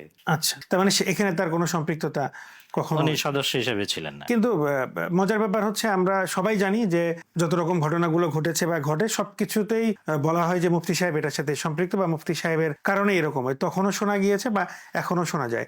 এই বিষয়টা কেন, যে মুফতি সাহেবের নামটাই কেন? আরো অনেক ওস্তাদ ছিলেন, হিফজুর রহমান সাহেব ছিলেন, আরো অনেকেই ছিলেন। হ্যাঁ, আলিম সমাজের মধ্যে তো আর সাধারণ মানুষ পরিচিত থাকে না।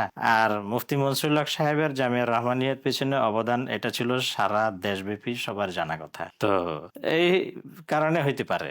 যেমন কিছুদিন আগে আমি ময়মনসিংহ নিজামিয়া মাদ্রাসার মজলিস শুরার মিটিং এ গেলাম, সেখানে ময়মনসিংহের মাহজানুল মাদ্রাসার মুরব্বী হযরত আব্দুর রহমান হাফিজি হুজুর, সে আব্দুর রহমান হাফিজি হুজুরের ছেলে এখন মুহতামে মাওলানা মোহাম্মদ, সে আমার ক্লাসমেট। তাই আমি বললাম যে মোহাম্মদ আমার সাথী ভাই। তো বললো যে আপনার কি নাম? আমি বললাম আমার নাম এই, আমার পরিচয় দিলাম, কোথায়? আমি বললাম জামিয়া রহমানিয়া আছি। তখন তিনি জিজ্ঞাসা করলেন যে কি মুফতি মনসুরুল হক সাহেবেরটাতে? তা বললাম জি, মুফতি মনসুরুল হক সাহেবটাতে। তা আমি এখানে কি বলবো? আমি মুফতি মনসুরুল হক সাহেবেরটাতে আছেন একথা জিজ্ঞেস করার পরে কি আমি বলবো যে হিফজুর রহমান সাহেবেরটাতে আছি?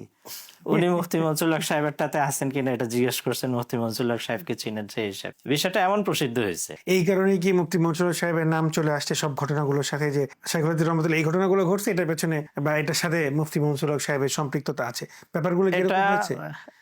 একটা তো এরকম যে হুজুরের প্রসিদ্ধি, আর আরেকটা অংশের মধ্যে অপপ্রচারও আছে, যেটা আসলে হুজুর এটার সাথে হুজুরের সাথে বিরোধিতায় নাই বা এই বিরোধটা হুজুরের সাথে না, তারপরেও হুজুরের কাঁধে চাপায়া দেওয়া, এটা একটা প্রবণতাও আছে, বিশেষ করে অপর পক্ষের তরফ থেকে। সেগুলি সাহেব হুজুরের সাথে যে মুফতি সাহেব হুজুরের বিরোধ ছিল না, এটার প্রমাণ তো 2001 সালে 3রা নভেম্বরে যখন নাকি সেগুলি সাহেব হুজুরের পক্ষ থেকে বা ওনার পক্ষ হয়ে দলীয় লোকেরা আরো অন্যান্য, তো সেদিন তো সন্ত্রাসী কর্মকাণ্ড হয়েছে। তা দখলের পরদিনই তো সেগুলো সাহেব হুজুরের বড় ছেলে এবং হুজুরের মুফতি শহীদুল ইসলাম সাহেব সহ গেলেন, কিংবা তার আগের দিন গেলেন। এতটুকু জানি যে সেগুলো সাহেব হুজুরের বড় ছেলে আমাদের বড় ভাই মাহমুদুল হক, তো ইনি করতে গেলেন, হুজুরের কাছে গিয়ে বললেন যে আব্বার আপনাদের ব্যাপারে কোনো অভিযোগ নাই, সব অভিযোগ হলো কমিটির বিরুদ্ধে, আপনারা আসেন জামিয়া রহমানিয়ায় থাকেন। এই প্রস্তাব তো পরদিন করছেন।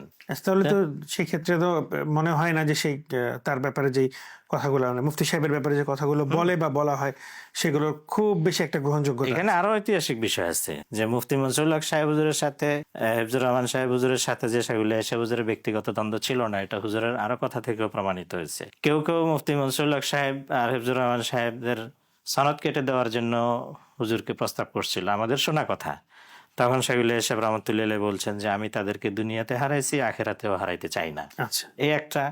আর একটা সিলেটের এক ভাই লেখক সৈয়দ মুমিন আহমদ মবনু, ওর একটা লেখার মধ্যে আসছে, উনি লেখালেখি করেন, আছেন এখনো। ইনি একসময় সেগুলো সাহেব হুজুরের দলের মজলিসের সক্রিয় কর্মী ছিলেন। তো এনার একটা লেখাতে আছে সেগুলো সাহেব লন্ডনের সফরে সৈয়দ মুমিন আহমদ মবনুকে বলছেন যে দেখো, তোমরা কোনোভাবে মনসুরের সাথে আমাকে একটু করায় দাও, এখানে আমার পরিবারের কথাই বলছেন যে এদের কারণে তো তার মধ্যে আমার মধ্যে দূরত্ব তৈরি হয়ে আসছে। এটা কিন্তু 3রা নভেম্বর 2001-এর ঘটনার পর, যখন নাকি সেগুলো সাহেব হুজুররা আছেন ভবনে আর মুফতি মনসুরুল হক সাহেব মঈনপুর হুজুরানারা আছেন এদিকে। আমরা আরেকটা কথা জানি যেটা যে এই ধরনের যে দখলের ঘটনাগুলো ঘটেছে বা কয়েকবার একবার বা দুটো অ্যাটেম্প্ট হয়েছে এবং 2001 সালে যে ঘটনাটা ঘটেছে, এই ব্যাপারগুলোতে শেখ রাদি সাহেব পরিপূর্ণভাবে অবগত ছিলেন না, এটা শুনেছি অনেকের কাছ থেকে। এই ব্যাপারে আপনাদের কিছু জানা আছে কিনা? হয়তো ওনাকে অন্য কিছু বলা হয়েছে বা বুঝেছে, এরকম কোনো কিছু ব্যাপার আসলেই ছিল কিনা? এটা তো আগের বিষয়টা তো আর বলতে পারবো না যে হুজুরকে অবগত করানো হয়েছে কিনা, কিন্তু 1 জুলাই 2000-এ রাত্রে যে অভ্যুত্থান কাণ্ডটা হলো, সেই কাণ্ড ঘটানোর পর হুজুর যে ফজরের পর সুপার মার্কেট পর্যন্ত চলে আসছেন, এই ঘটনাটা তো আমরা জানি। আচ্ছা, 2 নম্বর হলো 2001 সালে 3রা নভেম্বরে যখন নাকি পরিপূর্ণ সন্ত্রাসী কায়দায় বল প্রয়োগ করে, মারামারি করে, অস্ত্রপাতির প্রদর্শনীর মাধ্যমে এখানে যখন দখল হয়, মুফতি মনসুরুল হক সাহেবকে রুমে রেখে ওনার দরজা জানালা ভাঙ্গা, দরজার মধ্যে শাবল দিয়ে ছিদ্র করা হয় ওনাকে বের করে এনে মারপিট করার জন্য, ওনাকে আক্রমণ করার জন্য। সেদিন তো ঘটনা শুরু হয়েছে আসরের আগ থেকে, মাগরিবের পরপরই তো সেগুলো এসে হুজুর রহমানিয়া চলে আসছেন এবং রহমানিয়া এসে 4 তলায় তখন যারা উপস্থিত ছিল এবং যারা এই দখলকাণ্ডে শরিক ছিল সকলকে উপস্থিত রেখে হুজুর ইন্না ফাতাহনা লাকা ফাতহাম মুবিনা এই আয়াত পড়ে সেটাকে ফাতহে মুবিন ঘোষণা করলেন। আচ্ছা। এরপরে আবার খুব তড়িৎ হুজুর একটা কমিটি করে, আহ্বায়ক কমিটি নাম দিয়ে সেই কমিটিকে অক্ষ প্রশাসনে করলেন, যেন এই কমিটিকে করা হয়, অনুমোদন দেওয়া হয়, সেটার জন্য করলেন। পরবর্তীতে আবার হুজুরকে ওয়াকফ প্রশাসন থেকে যেন মোতাল্লি হিসেবে অনুমোদন দেওয়া হয়, সেজন্য আবেদন করেছেন। পরবর্তীতে আবেদনগুলোর কি হয়েছে বা কতটুকু? সেগুলো প্রত্যাখ্যান হয়ে গেছে, ওগুলো তো আদালত কর্তৃক প্রত্যাখ্যাত। এই 2001 সালে নভেম্বরে সে দখলের ঘটনা একটা মজার একটা ঘটনা, মানে মজাই বলছি, এরকম একটা কথা শোনা গিয়েছে বা শুনেছি আমরা, সেটা হচ্ছে যে মনসুর হক সাহেব বা মুফতি সাহেবের পক্ষের লোকজন বোমা ফাটিয়েছিল যেন তারা ভয় পেয়ে ওখান থেকে পালিয়ে চলে যায়, এবং এই কারণে নাকি পরে মামলাও হয়েছিল। তো এই ঘটনাটা আসলে কি ছিল? মামলা পর্যন্ত গড়াই বিষয়টা। ওনারা তো আসলেন 3রা নভেম্বর 2001 সালে, আর মুফতি সাহেব হুজুর, মঈনপুরী হুজুর এবং নুরানির কারি রহমতুল্লাহ সাহেব হুজুর, আমাদের কমিটির আরেকজন সদস্য কারি মুজাফর সাহেব, এই 4 জনের নামে পৃথক 2টা মামলা হয়। এই মামলাগুলো হয় 8 তারিখে। ওনারা আসেন নভেম্বরের 3 তারিখে, মামলা করেন 8 তারিখে। সেই মামলার আর্জিতে লেখা আছে 6 তারিখে মুফতি সাহেব এবং এই বিভেদী যারা আছেন এনারা রহমানিয়ার গেটে এসে 7-8টা ককটেল ফুটাইছেন এবং এই ভীতিকর ওনাদের জন্য একটা আতঙ্কজনক পরিবেশ তৈরি করছেন। ওই মামলার আর্জিটা ছিল এমন। সেটা কিন্তু 3রা নভেম্বরের মামলার আর্জিতে 3রা নভেম্বরের ককটেল ফাটাফাটি আমাদের মুরব্বীদের বিরুদ্ধে এর অভিযোগ, এটা কিন্তু হয় নাই, হয়েছিল 6 নভেম্বরের কথা, আচ্ছা যেদিন কোনো ককটেল ফাটে নাই। ওনাদের তরফ থেকেও না, আর আমাদের মুরব্বী তরফ থেকে তো প্রশ্নই আসে না। আচ্ছা আরও শুধু ককটেল ফাটাফাটি না, তো ভারী অস্ত্র নিয়ে ভীতি প্রদর্শন করছেন আমাদের হেফজুর রহমান সাহেব এবং মুফতি নজরুল হক সাহেব। মামলার আর্জিতে তো ওগুলো লেখা ছিল। শাইখুল রহমতুল্লাহকে যে 3বারে যে ঘটনাগুলো আছে তাকে সাময়িক ভাবে মাদ্রাসা আসতে নিষেধ করা বা অব্যাহতি যে শব্দটাই ব্যবহার করি না কেন, এই সময় কি তিনি কি কোনো আইনি পদক্ষেপ নিয়েছিলেন যে আসলে সেটা বেআইনি ছিল বা তাকে তার সাথে যে এরকম কোনো ঘটনা কি ঘটেছিল? আমাদের জানা মতে একটা সাধারণ ডায়েরিও করেন নাই ওনারা, একটা সাধারণ ডায়েরিও করেন নাই। হুম আগের গুলোতে তো নাই, যেহেতু সেগুলো অব্যাহতির বিষয় ছিল না প্রথম 2বারের। আর তৃতীয়বারে যখন নাকি মজলিসে শুরার হাওলা করা হলো এবং তার আগে কমিটি অব্যাহতি দিয়ে সেটাকে মজলিস চূড়ান্ত করার জন্য মজলিসে শুরার দায়িত্ব দেওয়া হলো, সে মজলিসে শুরায় যখন নাকি সেগুলো এসে হুজুরকে উপস্থিত হওয়ার অনুরোধ করা হলো, হুজুর উপস্থিত হইলেন। উপস্থিতির কেন ডাকা হলো সেটার কারণ জিজ্ঞাসা করলেন। তখন মজলিস শুরার পক্ষ থেকে বলা হলো যে আমরা জামিয়া রহমানিয়াকে আপনাকে আবার কিভাবে আপনি যে দরজ দিতে পারেন সেই বিষয়টা চিন্তা করার জন্য, তার একটা সুরুত বের করার জন্য আমরা বসছি। হুম তার মানে একটা সমঝোতার জন্য বসছেন। সেগুলো সাহেব হুজুর এবং হুজুরের সঙ্গে থাকা প্রফেসর গিয়াসউদ্দিন সাহেব এবং হুজুরের বড় ছেলে, ওনারা সকলেই কিন্তু সেই মজলিসে হুজুর জামিয়া রহমানিয়ায় আর আসবেন না, এই ব্যাপারে মজলিসে শুরা যেন আর হুজুরকে অনুরোধ না করে, এ কথা বলেই কিন্তু সেই মজলিসে ওনারা চলে আসেন। আচ্ছা এরপরে এটা ছিল সম্ভবত 13/8/2000। আচ্ছা 13/8/2000 মজলিস শুরার তৃতীয় অধিবেশন। এই তারিখে হুজুর চলে আসার পর 2021 সাল, 2001 সাল, 3রা নভেম্বর 2001 সাল, এখানে 13-14 মাসের যে গ্যাপটা হয়, এ সময়ে সেগুলো সাহেব হুজুরের রহমতুল্লাহের পক্ষ থেকে একটা সাধারণ ডায়েরি করছে বলেও আমাদের জানা নেই। আচ্ছা, তার মানে এই সময় আর কোনো কিছু হয়েছে বা কোনো কিছু হয়েছে এটা কোনো কিছু আর জানা যায়নি। আইনি পদক্ষেপ নেওয়ার বিষয়ে আমাদের জানা নেই। আমরা যদি 2001 থেকে একটু লম্বা সময় একটা গ্যাপ দিয়ে যদি আবার 2021-এ চলে আসি, যেটার মাঝখানে অনেক বড় সময়, প্রায় 20 বছরের পরে একটা ঘটনা, তো অনেকেই বলে আপনারা পতিত সরকার বা স্বৈরাচারী যে সরকার বা যেটাই বলে না কেন, যে ভাষাতেই বলো না কেন, তাদের আজ্ঞাভাই হিসাবে বা তাদের কাছের লোক হিসাবে, তাদের মানুষ হিসাবে আপনারা গিয়েছিলেন, গিয়ে পরবর্তীতে সেই সুযোগটা বুঝে নিয়েছেন বা দখল নিয়েছেন এইটা। তাহলে আপনারা 2021 সালে আবার কেনই গেলেন আর কিভাবেই বা গিয়েছিলেন, ঘটনাটা কি ছিল? 2021 সালে তো আসলে ওনারা 3রা নভেম্বর 2001 সালে আসার পরে আমাদের কমিটির পক্ষ থেকে এর 13 তারিখেই এই দখলের বিরুদ্ধে মামলা করা হয়। 3রা নভেম্বরের পরে 13 তারিখে মামলা করা হয়, আচ্ছা আইনি পদক্ষেপ নেওয়া হয় এবং সেই আইনি পদক্ষেপ নেওয়া হয় ওনাদের সকলের মুরব্বী হারদি আবরার সাহেব নওয়ার আল্লাহ মারকাতাহু, ওনার পরামর্শে। আমাদের মুরব্বীরা বরাবর ওনার পরামর্শে চলতেন, কমিটির লোকেরাও, আর আমাদের মুফতি সাহেব মঈনপুর হুজুর, ওনারা তো ওনার খেলাফত প্রাপ্ত, পরামর্শ নিয়ে চলতেন, আইনি পদক্ষেপ নিয়েছেন। তো সেই আইনি পদক্ষেপের ধারাবাহিকতায় 2008 সালে একবার এবং 2009 সালে একবার উচ্ছেদ অর্ডার হয় ওনাদের বিরুদ্ধে, এবং উচ্ছেদ অর্ডারটা এতটাই পর্যন্ত চূড়ান্ত পর্যায়ে ছিল যে ম্যাজিস্ট্রেট পর্যন্ত নিয়োগপ্রাপ্ত হয়ে গেছেন যে কোন ম্যাজিস্ট্রেটের তত্ত্বাবধানে কি হবে, এই উচ্ছেদটা কার্যকর হবে।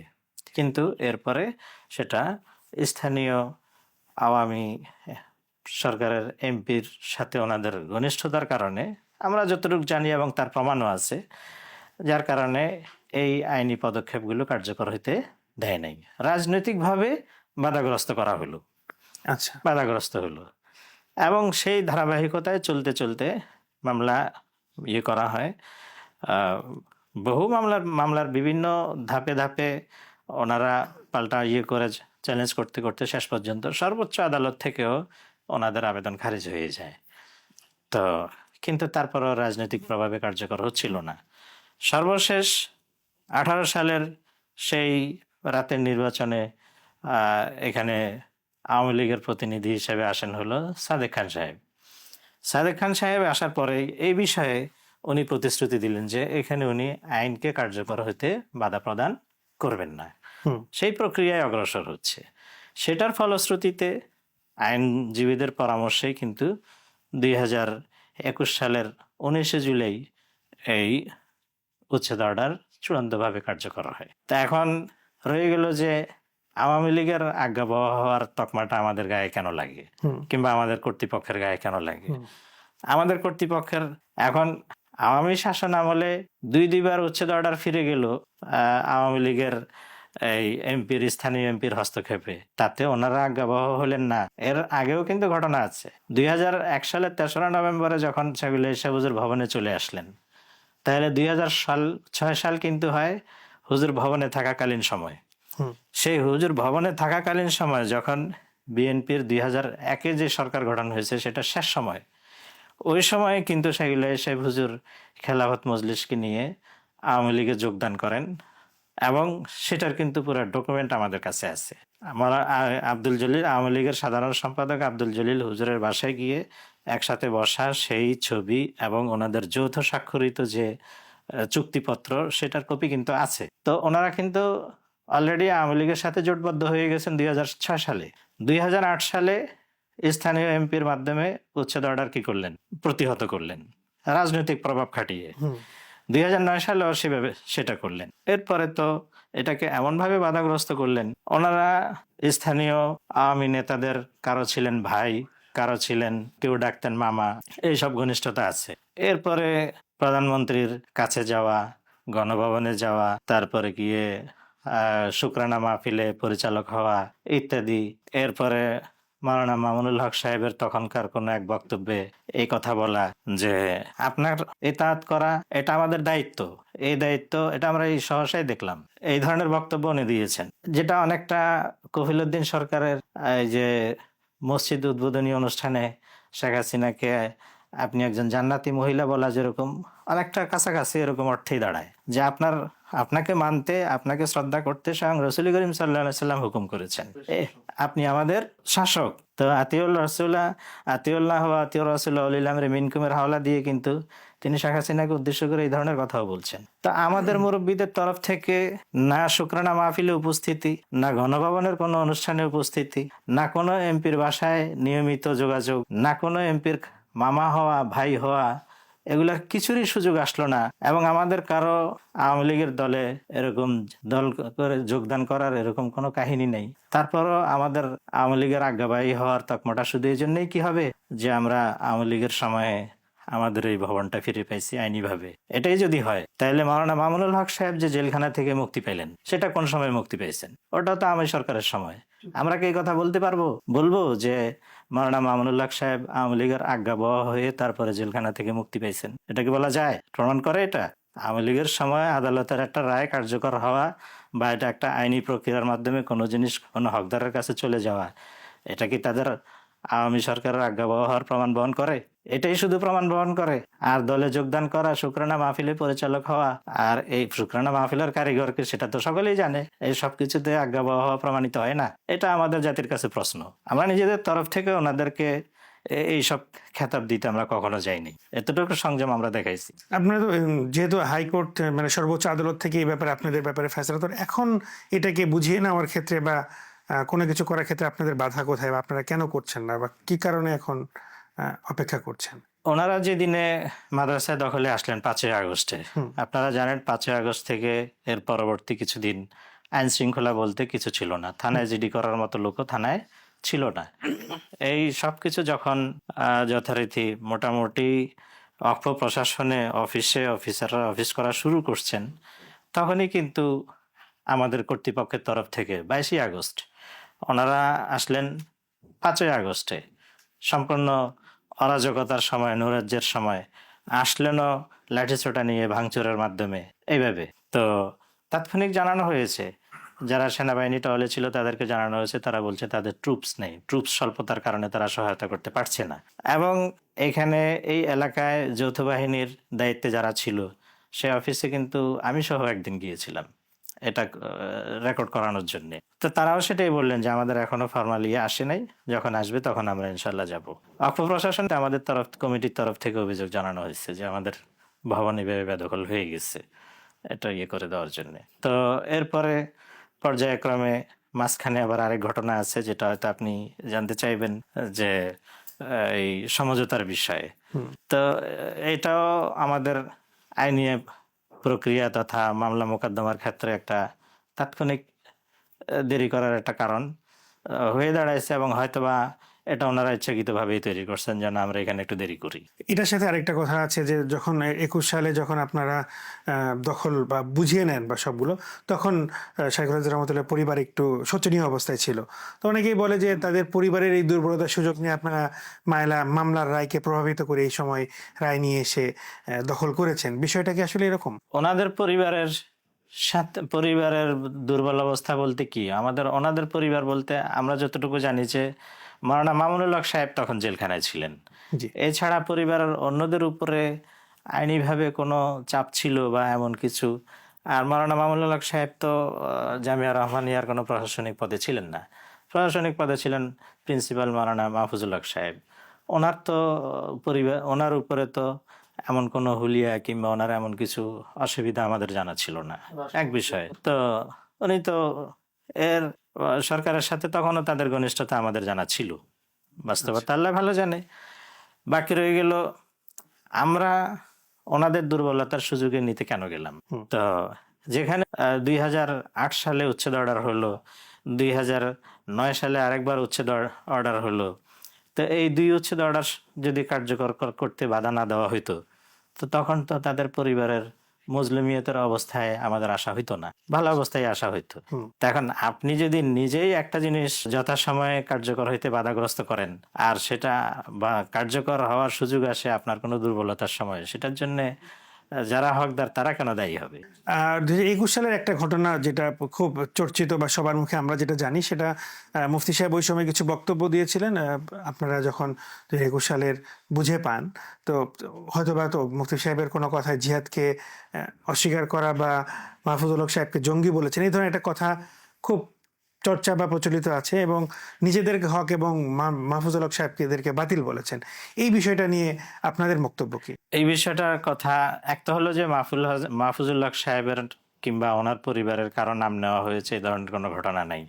আমার যতটুকু জানা, যখন অপপ্রশাসকের নিয়োগকৃত ম্যাজিস্ট্রেটের পক্ষ থেকে আমাদের মোতালের হাতে চাবি বুঝিয়ে দেওয়া হয়, তখন আমাদের মোতাল্লি সাহেব আমাদের মুরব্বীদেরকে এবং ওস্তাদ ছাত্রদেরকে ওখানে ঢুকতে অনুমতি দেয়। আমরা তখন যাই, তখন আসরের বেশ একটু আগে সময়। ওই সময় এক ছাত্র কোরআনে পাক থেকে তিলাওয়াত করছে, জাল ওয়াকুল জাল হাক ওয়া জাহাকাল বাতিল ইন্নাল বাতিলা কানা যাহুকা।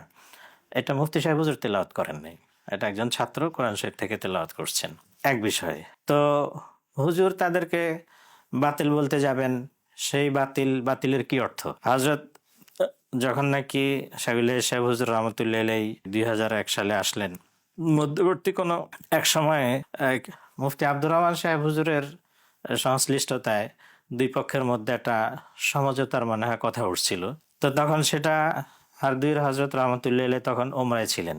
মদিনা মুনাওয়ারায় মুফতি সাহেব হুজুর এবং কমিটির লোক, আমাদের মাদ্রাসার শিক্ষক মাওলানা আব্দুল কাইম সাহেব হুজুর, এনারা কিন্তু হযরতের সঙ্গে দেখা করতে গেলেন মার্কাজ তাইবাতে, এই মদিনা মুনাওয়ারার হোটেলে দেখা করতে গেলেন। পরে তখন হুজরতের কানে গেছে যে এরকম একটা সন্ধির চেষ্টা করা হচ্ছে। তো সেই ক্ষেত্রে হযরত হারদুইর রহমতুল্লাহ আলাইহি সোলার বিষয়টাও করলেন, সাথে সাথে এই কথাও বললেন যে हक व बातिल के साथ क्या सुलह, अगर तुम उनके साथ सुलह करोगे तो तुम बातिल बन जाओगे, वो हक बन जाएंगे। তো বাতিল শব্দটা তো হযরত হারদুই রহমতুল্লাহ আলাইহি বলছেন। হারদুই রহমতুল্লাহ আলাইহি বাতিল বলছেন, এই বাতিলের অর্থ কিন্তু কাফের না, বরং বাতিলের অর্থ হলো যে লাঠি ছোটা নিয়ে সন্ত্রাসী কায়দায় একটা ভবন দখল করা। ওয়াকফ প্রতিষ্ঠান এটাকে যেভাবে নিয়ম অনুযায়ী এটার কর্তৃত্ব পাওয়ার কথা সেভাবে না এসে আসছেন হলো অন্যায় তরিকায়। এটা তো এই বাতিল দ্বারা তো কাফির উদ্দেশ্য না। 2 নম্বর হলো, এখানে মাহফুজুল হক সাহেবদেরকে জঙ্গি বলার এমন কোনো কথা আসে নাই। যেটা আসছে, মুফতি সাহেব হুজুর বলছেন যে এখানে তালিম, তাজকিয়া এবং দাওয়াত এই কাজ হবে, এখানে জঙ্গিবাদের প্রশিক্ষণ হবে না। এই কথাটা আমরা সেখানে উপস্থিত ছিলাম। আচ্ছা, এখন রয়ে গেল যে মুফতি সাহেব হুজুর জঙ্গিবাদের প্রশিক্ষণ হবে না, এই কথাটা কেন বললেন? এই কথাটা বলছেন মূলত এই কথাটাকে খণ্ডন করার জন্য। 2007 সালে 14 জুলাই, এই 14 জুলাই জঙ্গি সংগঠন দাওয়াতুল হকের গোপন বৈঠক, এই দাওয়াতুল হকের গোপন বৈঠক এই শিরোনামে যুগান্তর পত্রিকা এবং আরেকটা পত্রিকায় একটা নিউজ করছে, যেখানে আমরা যে টিন শেডে দাওয়াতুল হকের অনুষ্ঠান করতাম, সেখানে আমাদের মুফতি সাহেব, আব্দুর রহমান সাহেব এবং মাহমুদুল হাসান সাহেব হুজুর, ওনাদেরকে জড়াইয়া একটা এখানে জঙ্গি সংগঠনের গোপন তৎপরতা হচ্ছে এই জিনিসটা এখানে করা হয়েছিল। আচ্ছা, এই যে এ ব্যাপারে মুফতি আব্দুর রহমান জানান, এখানে এই যে বলতেছি, সেখানে দাওয়াতুল হকের একটি কমিটি গঠন করা হয়েছে। দেশে আরো একটি জঙ্গি সংগঠন কাজ শুরু করেছে। এই সংগঠনের নাম দাওয়াতুল হক। এদের অধীনে অন্তত 50,000 কর্মী রয়েছে। গত সপ্তাহে মোহাম্মদপুরের 7 মসজিদ রোড বেড়িবাঁধ সংলগ্ন জামিয়া রহমানিয়া মাদ্রাসায় সংগঠনের একটি গোপন বৈঠক হয়েছে। সেখানে দাওয়াতুল হকের একটি কমিটি গঠন করা হয়েছে। বৈঠকে দলীয় নেতাদের সারা দেশে জিহাদি কার্যক্রম ছড়িয়ে দেওয়ার জন্য আহ্বান জানানো হয়। মুফতি সাহেব হুজুর ভবনে গিয়ে এই কথাটাকে খণ্ডন করার জন্য বলছেন যে এখানে তালিম, তাজকিয়া, দাওয়াতের কাজ হবে, জঙ্গি সংগঠন হবে না, জঙ্গি প্রশিক্ষণ হবে না, এই কথাটা বলছেন। তো মূলত তো জঙ্গি বলা হয়েছে মুফতি সাহেবকে, মুফতি আব্দুর রহমান সাহেবকে, মাহমুদুল হাসান সাহেবকে। এখন কারা বলবে যে এটা যুগান্তরে বলছে, যুগান্তরের নেপথ্য কারিগরকে সেটা আমরা বুঝতে পারি কিন্তু বলতে পারি না। আচ্ছা, হুজুর সেটাকে খণ্ডন করছেন। তারপরে জিহাদকে অস্বীকার করার মতো কোনো কথা তো সেখানে আসে নাই। সেখানে জঙ্গি সংগঠন না, জঙ্গি প্রশিক্ষণ হবে না, এই কথাটা বলা ছাড়া জিহাদ হবে না, জিহাদ নিষিদ্ধ, এই ধরনের কোনো কথা তো মুফতি সাহেব হুজুর বলেন নাই। এটা তো রেকর্ড আছে, খালি বললেই তো হবে না। আমরা এখান থেকে যদি সর্বশেষ আপনারা যখন চলে আসলেন লাস্ট এই আগস্টের ঘটনার পরে, তো তখন আপনার ওখান থেকে কি হিসাবে বা কিভাবে বের হয়ে এসেছিলেন সবাই? তখন তো বের হয়ে আসা না, বের করে দেওয়া হয়েছে, এটা তো জবরদখল করে নেওয়া হয়েছে। আচ্ছা, 5ই আগস্টে যখন নাকি শেখ হাসিনা সম্ভবত তখনও দেশ ছাড়ে নাই, সে গণভবন ছেড়েছে। গণভবন ছেড়ে সে হয়তো বা এয়ারপোর্টে কিংবা কোথাও ছিল, আমাদের জানা মতে তখনও মনে হয় দেশ ছাড়ে নাই। আচ্ছা, তো ওই সময়ে যখন সকলের স্রোত এবং সকল যে একটা আনন্দ উল্লাস সকলের মাঝে, সেই আনন্দের ইয়েতে আমাদের বড় ছাত্র ওখানে যারা ছিল তারা সকলে গেল, রাস্তায় নেমে গেল। কিন্তু তারপরেও সেখানে আমাদের প্রিন্সিপাল, ভাইস প্রিন্সিপাল, আরেকজন vice principal, senior vice principal তিনি ছিলেন, এবং হল সুপার তিনি ছিলেন, আর অন্যান্য ওস্তাদরা, মুরব্বী ওস্তাদরা ছিলেন, হাফজখানার মক্তবে তো সকলেই ছিলেন। ওই সময়ে যে কায়দায় ওনারা এখানে ঢুকলেন লাঠিসোঁটা নিয়ে ভাঙচুর করে, এটা তো এখন একদম ভিডিও রেকর্ড, অন রেকর্ড আছে। তো সে সময় আমাদের মোতায়েম সাহেবকে এবং অন্যান্য ওস্তাদকে বের হয়ে যেতে বলা হয়েছে, বের করে দেওয়া হয়েছে। এমনকি মোতায়েম সাহেব হুজুরকে তো বের হয়ে যেতে খোদ মামুনুল হক সাহেব বলছেন। মোতায়েম সাহেব হুজুর কিন্তু তখন মামুনুল হক সাহেবকে ফোন দিয়েছিলেন। সেই ফোন দেওয়ার পরে মামুনুল হক সাহেব বলছে যে আপনি এখন চলে যান। আর অন্যান্য ওস্তাদ যারা আছে তারা এরকম বা তাদের এই বিরূপ আচরণের শিকার হয়েছে, কেউ হেনস্থার শিকার হয়েছে। আর ছাত্ররা তো বেচারারা কারো উপরে হাতও তোলা হয়েছে, এইসবের কারণে সেখান থেকে চলে আসতে হয়েছে। এবং তারা সকলেই সেদিন থেকে এখানে মসজিদুল আবরারে তাদেরকে বিভিন্ন তালায় জায়গা করে দেওয়া হয়েছে। আমরা যদি একেবারে শেষে এসে যদি আবার প্রথমের কথা থেকে ফিরে আসি, অত অনেক ঘটনা, সেটা সম্প্রতি মামুনুল হক সাহেব 13ই জানুয়ারি যে কথাগুলো বলেছেন, প্রকাশ্য এক মাহফিলে যে প্রস্তাবনাগুলো দিয়েছেন, কিছু সুন্দর কথা বলেছেন, 4টা শর্ত বা 4টা প্রস্তাবনা। তো সেগুলো আপনারা কিভাবে দেখছেন, বা সেগুলো গ্রহণ করতে আসলে আপনারা চিন্তা করেছেন কিনা, বা আপনারা গ্রহণ করছেন না কেন, বা আপনাদের কি কি চিন্তা? এইসব আসলে 13ই জানুয়ারির প্রস্তাব না, এই প্রস্তাবগুলো মূলত 10ই আগস্টের। 5ই আগস্টের দখলকাণ্ডের পরে কিছু মধ্যস্থতাকারী, এখন এই মধ্যস্থতাকারীরা কি ওনাদের তরফ থেকে ওনাদের অনুরোধকৃত, নির্দেশিত, নির্বাচিত নাকি স্বপ্রণোদিত, এটা আমরা বলতে পারবো না। কিন্তু মধ্যস্থতাকারী হিসেবে 4 জন ওনারা এসে মুফতি সাহেব হুজুরকে জানালেন যে শনিবারে, তার আগের দিন জানাইছেন যে বসিলার হাফেজ ইয়াকুব সাহেবের বাসায় দ্বিপক্ষ বসবেন, বসার পরে এটা সমঝোতার বিষয় নিয়ে আলোচনা হবে। ওনারা এটার সঙ্গে, এই দখলকাণ্ডের সঙ্গে আসলে ছাত্ররা অতি উৎসাহীরা এই কাজটা করছে, ওনারা মূলত এটাতে রাজি না, সম্মত ছিলেন না। তো এখন বসে এটার একটা সুন্দর সুরাহার জন্য একসাথে হতে চাই। ওই সেদিন সে মজলিসে এই দফাগুলো আলোচনা করা হয়েছে, হুবহু এই কথাগুলোই। এবং হ্যাঁ, সেই উপস্থিত মজলিসেই ওনাদের 4টা প্রস্তাবের মধ্যে প্রথম যে 3টা প্রস্তাব আছে ওই 3টা প্রস্তাবকে অসম্ভব বলা হয়েছে, অযৌক্তিক বলা হয়েছে। দেখেন 4টা প্রস্তাবের মধ্যে প্রথম 2টা কিন্তু একই রকম, যে জামিয়া রহমানিয়া ভবন যৌথ আহ, পরিচালনায় চলবে, এখানে আমাদের মুরব্বীরা থাকবেন মুরব্বী, এর সঙ্গে ওনারা সহযোগী হিসেবে কাজ করবেন।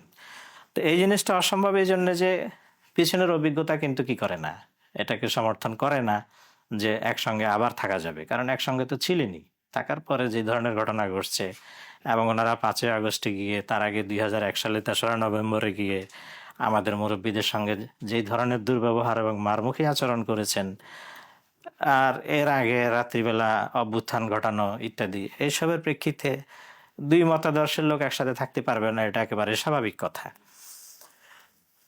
এর পিছনে আরো অন্য কোনো দুর্বিসন্ধি থাকলে সেটা ভিন্ন জিনিস, কিন্তু বাহ্যিকভাবে এটা সম্ভব না। 3 নম্বর প্রস্তাব ছিল যে ভবনে যারা থাকবে তারা আর যারা বাইরে থাকবে, এটা উভয় পক্ষের সমঝোতায় এটার ভ্যালুয়েশন হবে, 40% ভ্যালু সুবিধা ভোগ করবে যারা থাকবে, আর বাইরে যারা থাকবে, যারা ভবনের দাবি ছেড়ে আসবে তাদেরকে, যারা থাকবে তারা 60% মূল্য পরিশোধ করে দিবে। একটা অক্ষ প্রতিষ্ঠান এটাকে এইভাবে বিক্রি করা, দাম দর ঠিক করে এটা করা যায় না। চতুর্থ প্রস্তাবটা ছিল সেগুলো হিসাবে হুজুরকে প্রতিষ্ঠাতা মানা, এই হিসাবে হুজুরকে যথাযথ সম্মান প্রদর্শন করা, এই ধরনের কথা ছিল ওই মজলিসে। তাহলে তো কিভাবে যথাযথ সম্মান প্রদর্শন করতে হবে? তখন বলছে যে আমরা এটাকে আর একটু ডিটেলস লিখিত জানাবো, দিব, এরপর আপনারা বিবেচনা করে দেখবেন। তখন আমাদের মুরব্বীরা বলেছিলেন যে হ্যাঁ, এটা বিবেচনা করা যেতে পারে, তোমরা লিখে দাও। তো মাহফুজ সাহেব হুজুরের স্বাক্ষর সহ সেই কাগজ আমাদের হাতে 14ই আগস্টে আমাদের হাতে চলে আসে, ওনাদের এই প্রস্তাবনামা। যদিও মজলিসের মধ্যে সামনাসামনি প্রথম 3টা প্রস্তাবকে অসম্মতি জানানো হয়েছে, যে 3 প্রস্তাব আসলে সঙ্গতিপূর্ণ না, অসঙ্গত। তো চতুর্থ প্রস্তাব বিবেচনাযোগ্য, তারপরে ওনারা 4 প্রস্তাব দিয়ে আবার পাঠিয়েছেন। তো এরপরে 14ই আগস্টে ওনাদের তরফ থেকে পাওয়ার পর আমরা 17ই আগস্টে এই তৃতীয় পক্ষ যারা আছে তাদের কাছে আমরা ওই ওনাদের চতুর্থ প্রস্তাবের সাথে আমাদের কি মত, সেই মতামতটা আমরা আমাদের মতামত তাদের হাওলা করেছি। তাদের হাওলা করার পরে তারা সেটা নিয়ে গেলেন, সেটা নিয়ে তারা উভয় পক্ষের সঙ্গে আবার ওনাদের সঙ্গে আলাপ করছেন, নিশ্চয়ই করেছেন, যেহেতু পরবর্তীতে মধ্যস্থতাকারী যে 4 জন, মাওলানা নাসিরুল্লাহ যাত্রাবাড়ির মাদ্রাসার নায়েবে মুহতামিম মাওলানা আহমদ ঈসা সাহেব, মাসনা মাদ্রাসার মুহতামিম মাওলানা ইয়াহিয়া সাহেব, যে 2 জন মুফতি সাহেব হুজুরের সম্পর্কে আত্মীয়, আর চতুর্থ জন হাফিজ ইয়াকুব সাহেব বসিলার বাসিন্দা। তো এই 4 জনের পক্ষ থেকে একটা যৌথ প্রস্তাবনামা তৈরি করা হয়েছে 2 পক্ষকে দেওয়ার জন্য। ওনারা 2 পক্ষের সঙ্গে আলোচনা করে প্লাস মাইনাস করে তারা যে প্রস্তাবনামাটা তৈরি করেছেন, সেই প্রস্তাবনামায় ওনারা কপি নিয়ে আসলেন প্রথম আমাদের কাছে, এবং সেটা ছিল 3রা সেপ্টেম্বরে নিয়ে আসছেন। তো ইতিমধ্যে আর একটা দুর্ঘটনা ঘটে গেল, যেটা এই সমঝোতা প্রক্রিয়াটাকে পরিপূর্ণভাবে প্রশ্নবিদ্ধ করে তোলে এবং এই প্রক্রিয়াটাকে সম্পূর্ণই ব্যাহত করে। এই ধরনের একটা ঘটনা ওনারা ঘটাইলেন কি, যে 28শে আগস্টে ওয়াকফ প্রশাসনে ওনারা একটা আবেদনপত্র করেন, পূর্ববর্তী কমিটি, যেটা মাত্র 3 মাস আগে নবায়ন করা হয়েছে, চলমান কমিটি, পিছন থেকে ধারাবাহিকভাবে চলে আসছে যে কমিটি, সেই কমিটিকে অবৈধ বাতিল করে ওনাদের 13 সদস্য বিশিষ্ট একটা কমিটিকে অনুমোদন দেওয়ার জন্য ওনারা একটা আবেদন করলেন। সেই আবেদনের জন্য যে কয় লাইন লিখলেন, সেই কয় লাইন সম্পূর্ণ মিথ্যা কথায় ভরপুর। সেখানে বিষয় হলো যে 5ই আগস্টে এই প্রতিষ্ঠানের কর্তৃপক্ষ সকলকে ইয়েতে রেখে, মানে কিসে অরক্ষিত রেখে, ভবন এবং ভবনের ছাত্র শিক্ষকদেরকে অরক্ষিত রেখে ওনারা আত্মগোপনে চলে যান। এখন এই প্রতিষ্ঠানের একটা কমিটি হওয়া খুবই জরুরি, এই করে তারা ওনারা কি করলেন, এবং যে 13 জনের প্রস্তাব করছেন, এই 13 জন নাকি ইতিপূর্ব জামিয়া রহমানিয়ার পরিচালনা পরিষদে ছিলেন। এসবগুলো কথা কিন্তু বানোয়াট, সত্য না। সেই 28শে আগস্টের এই আবেদনের প্রেক্ষিতে 1 সেপ্টেম্বর কি করলো ওয়াকফ প্রশাসন, এর মাঝখানে একটা সম্পূর্ণরূপে অবিশ্বাসযোগ্য একটা তদন্ত রিপোর্ট তৈরি করে, যেখানে বলা হয়েছে যে আমাদের মোতাল্লি আব্দুর রহিম সাহেবকে ডাকা হয়েছে, ওনাকে পাওয়া যায় নাই। আবার এই আবেদন যারা করছেন, আবেদনকারী মাওলানা গিয়াসউদ্দিন সাহেব, ইনি উপস্থিত ছিলেন। তো আলোচনা করে দেখলেন যে অভিযোগ সত্য, আবেদনের কথা, এখানে বিষয়বস্তু সত্য, যার কারণে ওনারা 13 সদস্য বিশিষ্ট কমিটিকে অনুমোদন দিলেন। আমাদের মতে এই তদন্ত রিপোর্ট সর্বব মিথ্যা। হুম। এর মধ্যে মানে সত্যের লেশ মাত্র নেই। আমাদের কমিটির মোতাল্লি সাহেবকে ডাকাও হয় নাই, এমনকি ওনাদের গিয়াসউদ্দিন সাহেবও আমাদের জানা মতে রহমানিয়া ভবনে তদন্ত কমিটির সামনে আসেন নাই। হুম। তো এই সম্পন্ন জালিয়াতির মাধ্যমে একটা কমিটি অনুমোদন নিয়ে নেওয়া হলো। আপনি দেখেন যে আলোচনা চলতেছে সমঝোতার, আমাদের তরফ থেকে এখনো কিন্তু না করা হয়নি। হুম। আমরা জবাব দিচ্ছি ওনাদের প্রস্তাবের, হুম। সেই জবাব বিবেচনা করতেছে কারা? তৃতীয় পক্ষ। এই সময়ের মধ্যে তৃতীয় পক্ষ বিবেচনা করে নিয়ে আসছে হলো 3রা সেপ্টেম্বর। 1লা সেপ্টেম্বরে ওনারা কমিটি বাতিল করে নতুন করে কমিটি নিয়ে আসলেন, আর আনলেন হলো সম্পূর্ণ মিথ্যা আবেদনপত্র, বানোয়াট তদন্ত রিপোর্টের উপর ভিত্তি করে। হুম। তো এখন কি বলেন যে এই সমঝোতা প্রস্তাব কি এখন প্রশ্নবিদ্ধ হয় না? এই সমঝোতা প্রস্তাব কি আর আস্থাযোগ্য থাকে? থাকে না। আমরা মনে করছিলাম যে এই তৃতীয় পক্ষ যারা প্রস্তাবনামা নিয়ে আসছে তারা মনে হয় এই জালিয়াতির ঘটনাটা জানেন না। ওনাদেরকে জিজ্ঞাসা করলাম যে আপনারা কি এই ঘটনাটা জানেন, যে 2 দিন আগে যে কমিটি বাতিল করে দিয়েছেন ওনারা? আমি বললেন যে আমরা জানি। তো জানলে আর এখন এগুলো নিয়ে কেন আসছেন? বললেন যে এরপরও আমরা আশা ছাড়ি নাই, মাহফুজ সাহেব বলছে যে এরপরও সমঝোতার দুয়ার খোলা আছে। আমরা বললাম যে ঠিক আছে, আপনাদের প্রস্তাবনামা দিয়ে যান। আমরা প্রস্তাবনামা ওনাদের সামনেই পর্যালোচনা করলাম। পর্যালোচনা করে এরপরে আমরা এটাতে নীতিগতভাবে সম্মত হইলাম। ঠিক আছে, এরপরও যদি বলো যে সমঝোতা সম্ভব, তাহলে তোমরা সমঝোতার কাজ চালায় নাও, তারিখ নাও তাদের কাছ থেকে। আমাদের সমঝোতা কোথায় ঠিক হবে, 2টা জায়গার প্রস্তাব আমরা করি। একটা হলো মুফতি সাহেব হুজুরের খানকায়, জামে ইবনে মসুদের ইয়েতে, ফতোয়া বিভাগের ওখানে। আর আরেকটা হলো আগে হাফেজ ইয়াকুব সাহেবের বাসায় যে প্রথম বৈঠকটা হয়েছিল, অথবা সেখানে, যেখানে ওনারা পছন্দ করেন বসতে পারে। এই কথা বলে আমরা 3রা সেপ্টেম্বর ওনাদের উপরে দায়িত্ব দেওয়া হলো। কিন্তু দায়িত্ব দেওয়ার পর থেকে অদ্যাবধি এই সমঝোতার যে তৃতীয় পক্ষ, যারা 4 জনের যৌথ একটা প্রস্তাবনামা তৈরি করে আমাদেরকে দিয়ে আমাদের কাছ থেকে সম্মতি নিলেন, তারা আজ পর্যন্ত আমাদেরকে কোনো পরিষ্কার জবাব দেননি। তাহলে মামুনুল হক সাহেব সেই 3রা সেপ্টেম্বর 10ই আগস্ট থেকে নিয়ে চলমান সমঝোতা প্রক্রিয়া, যেটা 3রা সেপ্টেম্বরে এই তৃতীয় পক্ষের যৌথ প্রস্তাবনামার মাধ্যমে আমরা সম্মত দিয়ে যেটাকে অগ্রসর করে রেখে দিলাম, সেটার কোনো সদুত্তর না দিয়ে উনি মাহফিলে এসে আবার বসিলাবাসীদেরকে দায়িত্ব দিচ্ছেন, সবাইকে দায়িত্ব দিচ্ছেন সমঝোতা করায় দেওয়ার জন্য। তাইলে যে সমঝোতা প্রক্রিয়াটা এতটুকু অগ্রসর হয়েছে, যদিও এই সমঝোতা কি ছিল, প্রশ্নবিদ্ধ ছিল। একটা হলো যে এই সমঝোতার প্রস্তাবটা ওনারা করছেন, সমঝোতার জন্য কি ওনারা দখল করছেন 5ই আগস্টের এ দখল কাণ্ডটা? যদি যারা সমঝোতা চায় তারা তো এইভাবে একটা ভবনে ঢুকতে পারে না, সমঝোতা তো সেখানেই প্রশ্নবিদ্ধ হয়। তারপরেও সেটাকে আমরা কি করলাম, মেনে নিলাম। এরপরে মাঝখানে 28শে আগস্টের আবেদনপত্র আর 1লা সেপ্টেম্বরের এই জালিয়াত কমিটির অনুমোদন, এই সব তো এই সমঝোতা প্রস্তাবকে পরিপূর্ণভাবে করে, কেবলা প্রশ্নবিদ্ধ করে, ব্যাহত করে। তারপরেও যেখানে আমরা সম্মতি দিয়ে দিলাম 3রা সেপ্টেম্বরে, আজ পর্যন্ত তার কোনো জবাব পাওয়া গেল না। তাইলে সমঝোতার পক্ষে আমরা নাই।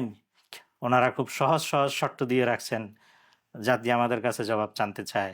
আপনারা যদি পারেন জাতিকে এই সত্যটা পৌঁছায় দিতে, তাহলে আমরা আপনাদের কাছে কৃতজ্ঞ থাকবো। আমরা এখানে আরেকটা প্রশ্নের একটু জানতে চাই যে প্রতিষ্ঠাতা হিসেবে যে পয়েন্টটা এসেছে তাদের প্রস্তাবনার মাঝে, এইটার একটু বিস্তারিত যদি শাইখুল হাদিস সাহেবের ব্যাপারে যে কথাটা এসেছে এটার বিস্তারিত একটু যদি আমরা একটু বলতে। শাইখুল হাদিস সাহেব হুজুরকে প্রতিষ্ঠাতা হিসাবে স্বীকৃতি দেওয়া এবং সম্মানজনক ওনাকে যথাযথ সম্মান প্রদর্শন করা, এটা ছিল ওনাদের 4র্থ প্রস্তাবের একটা পয়েন্ট। তো এই পয়েন্টের ব্যাপারে আমরা যা আমাদের মতামত সেটা তৃতীয় পক্ষের কাছে দিলাম, সেটা তো দিলামই। ওনারা তৃতীয় পক্ষ তথা আহমদ ইসা সাহেব, মাওলানা নাসিরুল্লাহ সাহেব, মাওলানা ইয়াহিয়া সাহেব, হাফেজ ইয়াকুব আলী সাহেব, ওনারা দুই পক্ষের সঙ্গে আলোচনা করে যে 10টা প্রস্তাবনামা আমাদেরকে দিলেন, যেটার সাথে আমরা সম্মতি প্রকাশ করে ওনাদেরকে আগে বাড়তে বললাম, সেটাতে এই বিষয়টাতে ছিল যে প্রস্তাবনা 2, সংঘ স্মারক মোতাবেক জামিয়া রহমানিয়া আরাবিয়ার 10 জন প্রতিষ্ঠাতা পরিষদের সদস্যগণের নামের তালিকা জামিয়ার অফিসে বা প্রবেশদ্বারে স্থাপন করা। আচ্ছা। আমাদের প্রস্তাবটাও এমনই ছিল, হুম। যেহেতু শাহুল সাহেব হুজুরের নিজের হাতে তৈরি করা গঠনতন্ত্র হুজুর শরীক থেকে এবং হুজুরের স্বাক্ষর করা, ওটাতে 10 জনের নাম আছে প্রতিষ্ঠাতা হিসাবে, যেটা আমি পড়ে শোনালাম। সেই হিসাবে প্রতিষ্ঠাতাদের যদি তালিকা এখানে প্রকাশ করতে হয়, তাহলে আমরা 10 জনেরটাই প্রকাশ করব। হুম। প্রয়োজনে হুজুরেরটা একটু বোল্ড করে দেওয়া হবে, হুম। একথাও বলা হয়েছিল। এবং আমাদের প্রস্তাবের আলোকে তৃতীয় পক্ষ সেটাকে মেনে নিয়েছে, যে সংঘ স্মারক মোতাবেক জামিয়া রহমানিয়া আরাবিয়ার 10 জন প্রতিষ্ঠাতা পরিষদের সদস্যগণের নামের তালিকা জামিয়ার অফিসে বা প্রবেশদ্বারে স্থাপন করা। হুম। তো এই ছিল প্রতিষ্ঠাতা বিষয়ক ইয়ে। হুম। এটা তো মোটামুটি আপনারা একমত হয়েছেন, বা আপনারাও কি এটার ব্যাপারে? এটাতে একমত হইতে তো কোনো, এটাই তো বাস্তবতা, আচ্ছা। এটার সাথে একমত হইতে তো কোনো সমস্যা নেই। আচ্ছা। কিন্তু তাদের দাবি যেটা, যে হুজুরকে একক প্রতিষ্ঠাতা হিসেবে মানতে হবে। হুম। হুজুর তো একক প্রতিষ্ঠাতা ছিলেন না। হুজুরের নিজের স্বাক্ষর করার সেই গঠনতন্ত্র, সেটাতেও না, বাস্তবতাতেও নাই। এ কারণে যে হুজুর না জমি ওয়াকফ করেছেন, না ভবন নির্মাণ করেছেন, না হুজুরকে মোতাল্লি করে ওয়াকিফরা ওয়াকফ করছে, এমন কিছু না তো। হুম। জমি ওয়াকফ যারা করছেন, ওয়াকফের ইয়ে হলো কমিটি পরিচালনা করবে। সেই হিসাবে প্রতিষ্ঠাতা তো ফুল বডি, হুজুর এককভাবে না। তার মানে ওনারা যে প্রস্তাব দিচ্ছে আপনারা সেটাকে ওইভাবেই গ্রহণ করেছেন? এটাতে আর কোনো তৃতীয় পক্ষ যে প্রস্তাব, তৃতীয় পক্ষ যে প্রস্তাবনা দিয়েছে সেটাকে ওইভাবে গ্রহণ ওইভাবে করেছেন। গ্রহণ করে, যেহেতু সেটাই বাস্তব ছিল। অনেক দূর পর্যন্ত ঘটনাগুলো চলে আসছে। লাস্ট হয়তো বা আপনার কথা থেকে যেগুলো আসলো আমাদের সামনে, যে একটা সমঝোতার অবস্থা চলছিল 5ই আগস্টের পরের ঘটনাগুলোর পক্ষ থেকে, তারপরেও সমঝোতার একটা ভালো সুযোগ তৈরি হওয়ার পর আবার বিভিন্ন ঘটনা ঘটনায় অন্যদিকে প্রবাহিত হয়ে গেছে।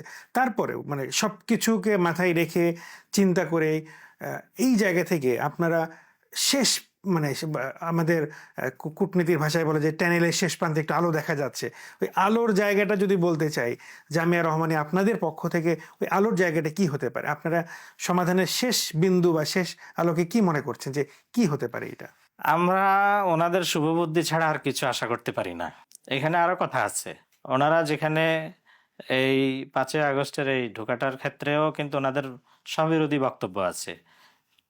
কখনো বলছেন যে ওনারা এটা ঘটান নাই, আবার কখনো বলছেন যে ওনারাই করছেন, এবং ওনাদের কথায় কাজে এটা বুঝাই কিন্তু ওনারা করছেন। মামুনুল হক সাহেব নিজেই বলছেন যে কেন ভবন দখলে গেলাম, তাদের দখল করছেন। তো এই যে স্ববিরোধী বক্তব্য, আবার দাবি করছেন শাহুল সাহেব হুজুরকে প্রতিষ্ঠাতা হিসেবে স্বীকৃতি দেওয়ার জন্য, আবার আরেক মজলিসে দাবি করতেছেন আমার প্রতিষ্ঠান। তো এই যে স্ববিরোধী বক্তব্য, এগুলো থেকে ওনারা কবে ফিরে আসবেন আর কবে বাস্তব সমঝোতায় ওনারা ইয়ে করবেন, এটা আমরা অন্তত আশার আলো খুবই ক্ষীণ দেখতে পাচ্ছি।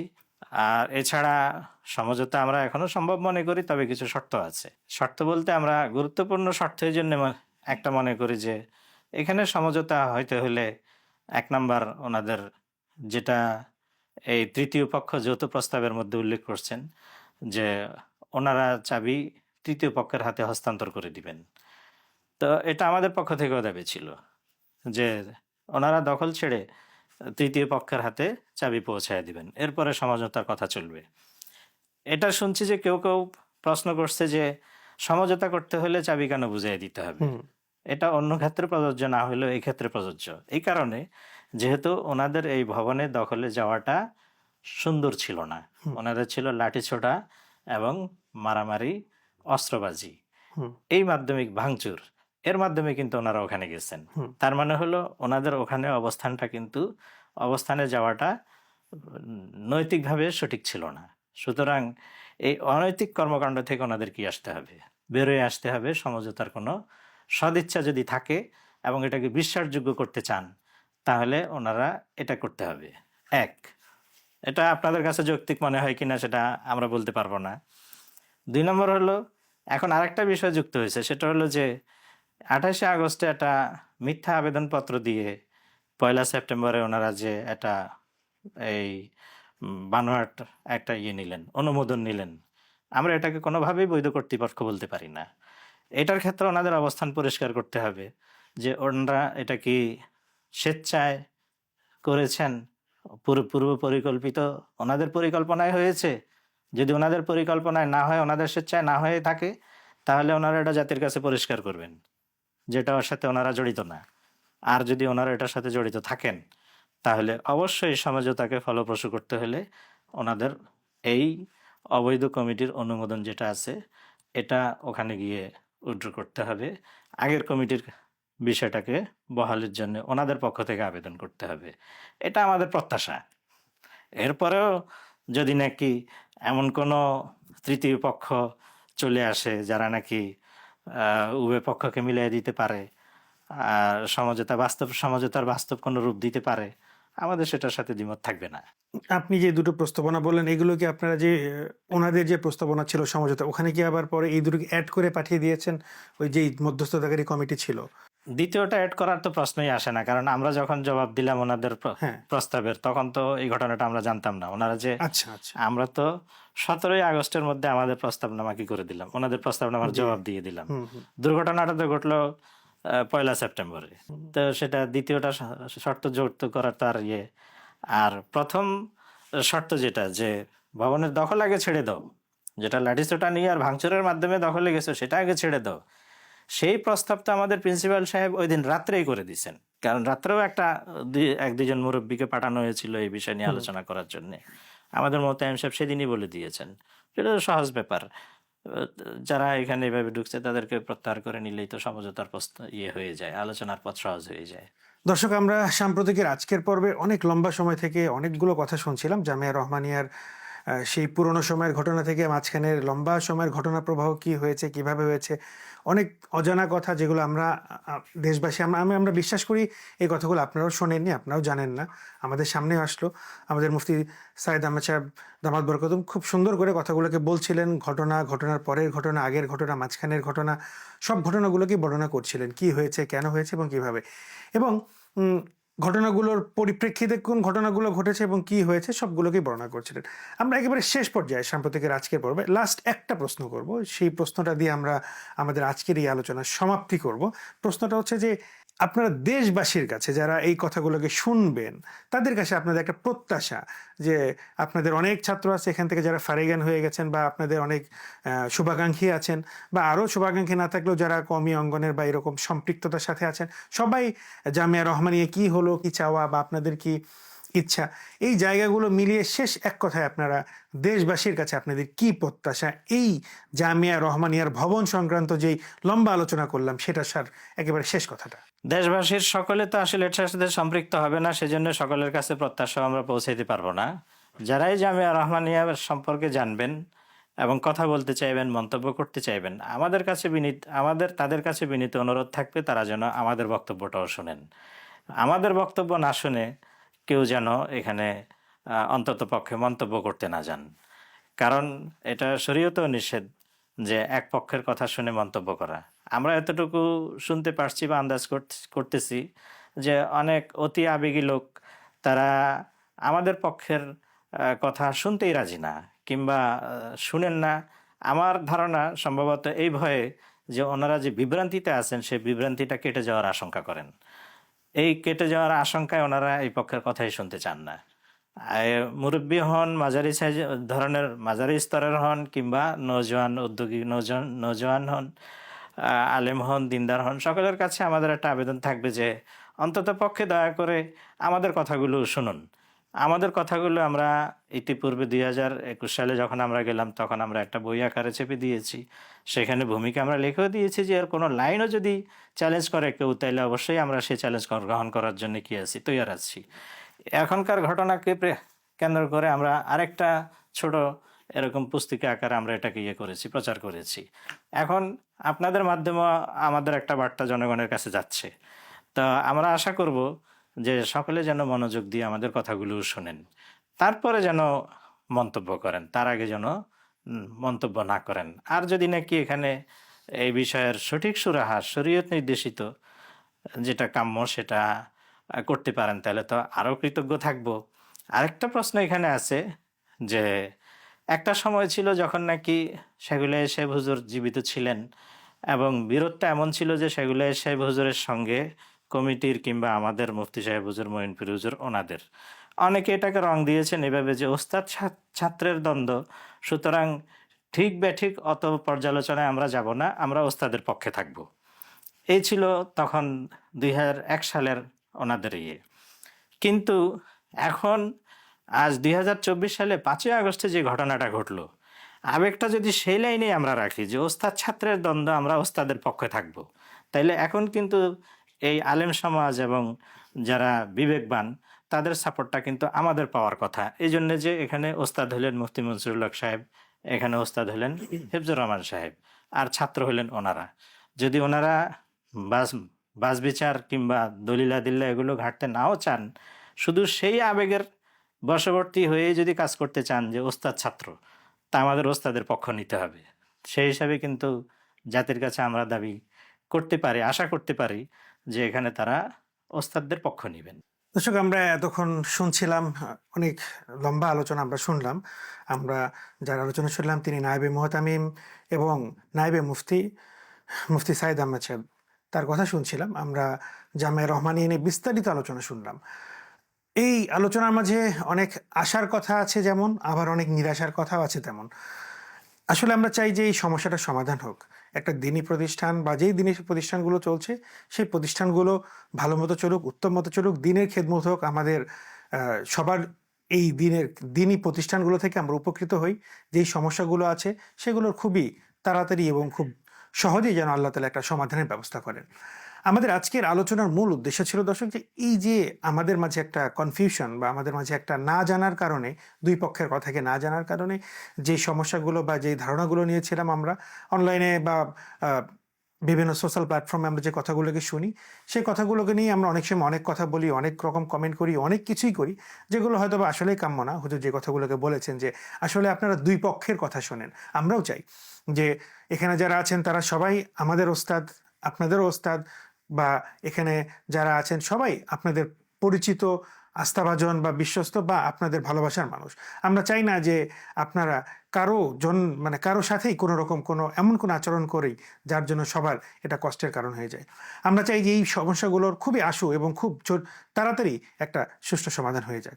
আল্লাহ তাআলা এই ব্যবস্থাকে খুব তাড়াতাড়ি করে দেন, আমাদের প্রত্যাশা থাকবে এইটাই। দর্শক, আজকের এই আলোচনা থেকে হয়তোবা আমরা আশা করছি সাম্প্রতিকের এই আজকের পর্ব থেকে আপনাদের অনেক অনেক যে জানাগুলোর ইচ্ছা ছিল, চাওয়া ছিল, আপনারা জানতেন না, সেগুলো অনেকগুলো উত্তর পেয়েছেন। হয়তো আবার কোনো এক সময় হুজুরের সাথেই বসতে হবে যদি আবার কোনো নতুন ইস্যু তৈরি হয় এই ব্যাপারগুলো নিয়ে।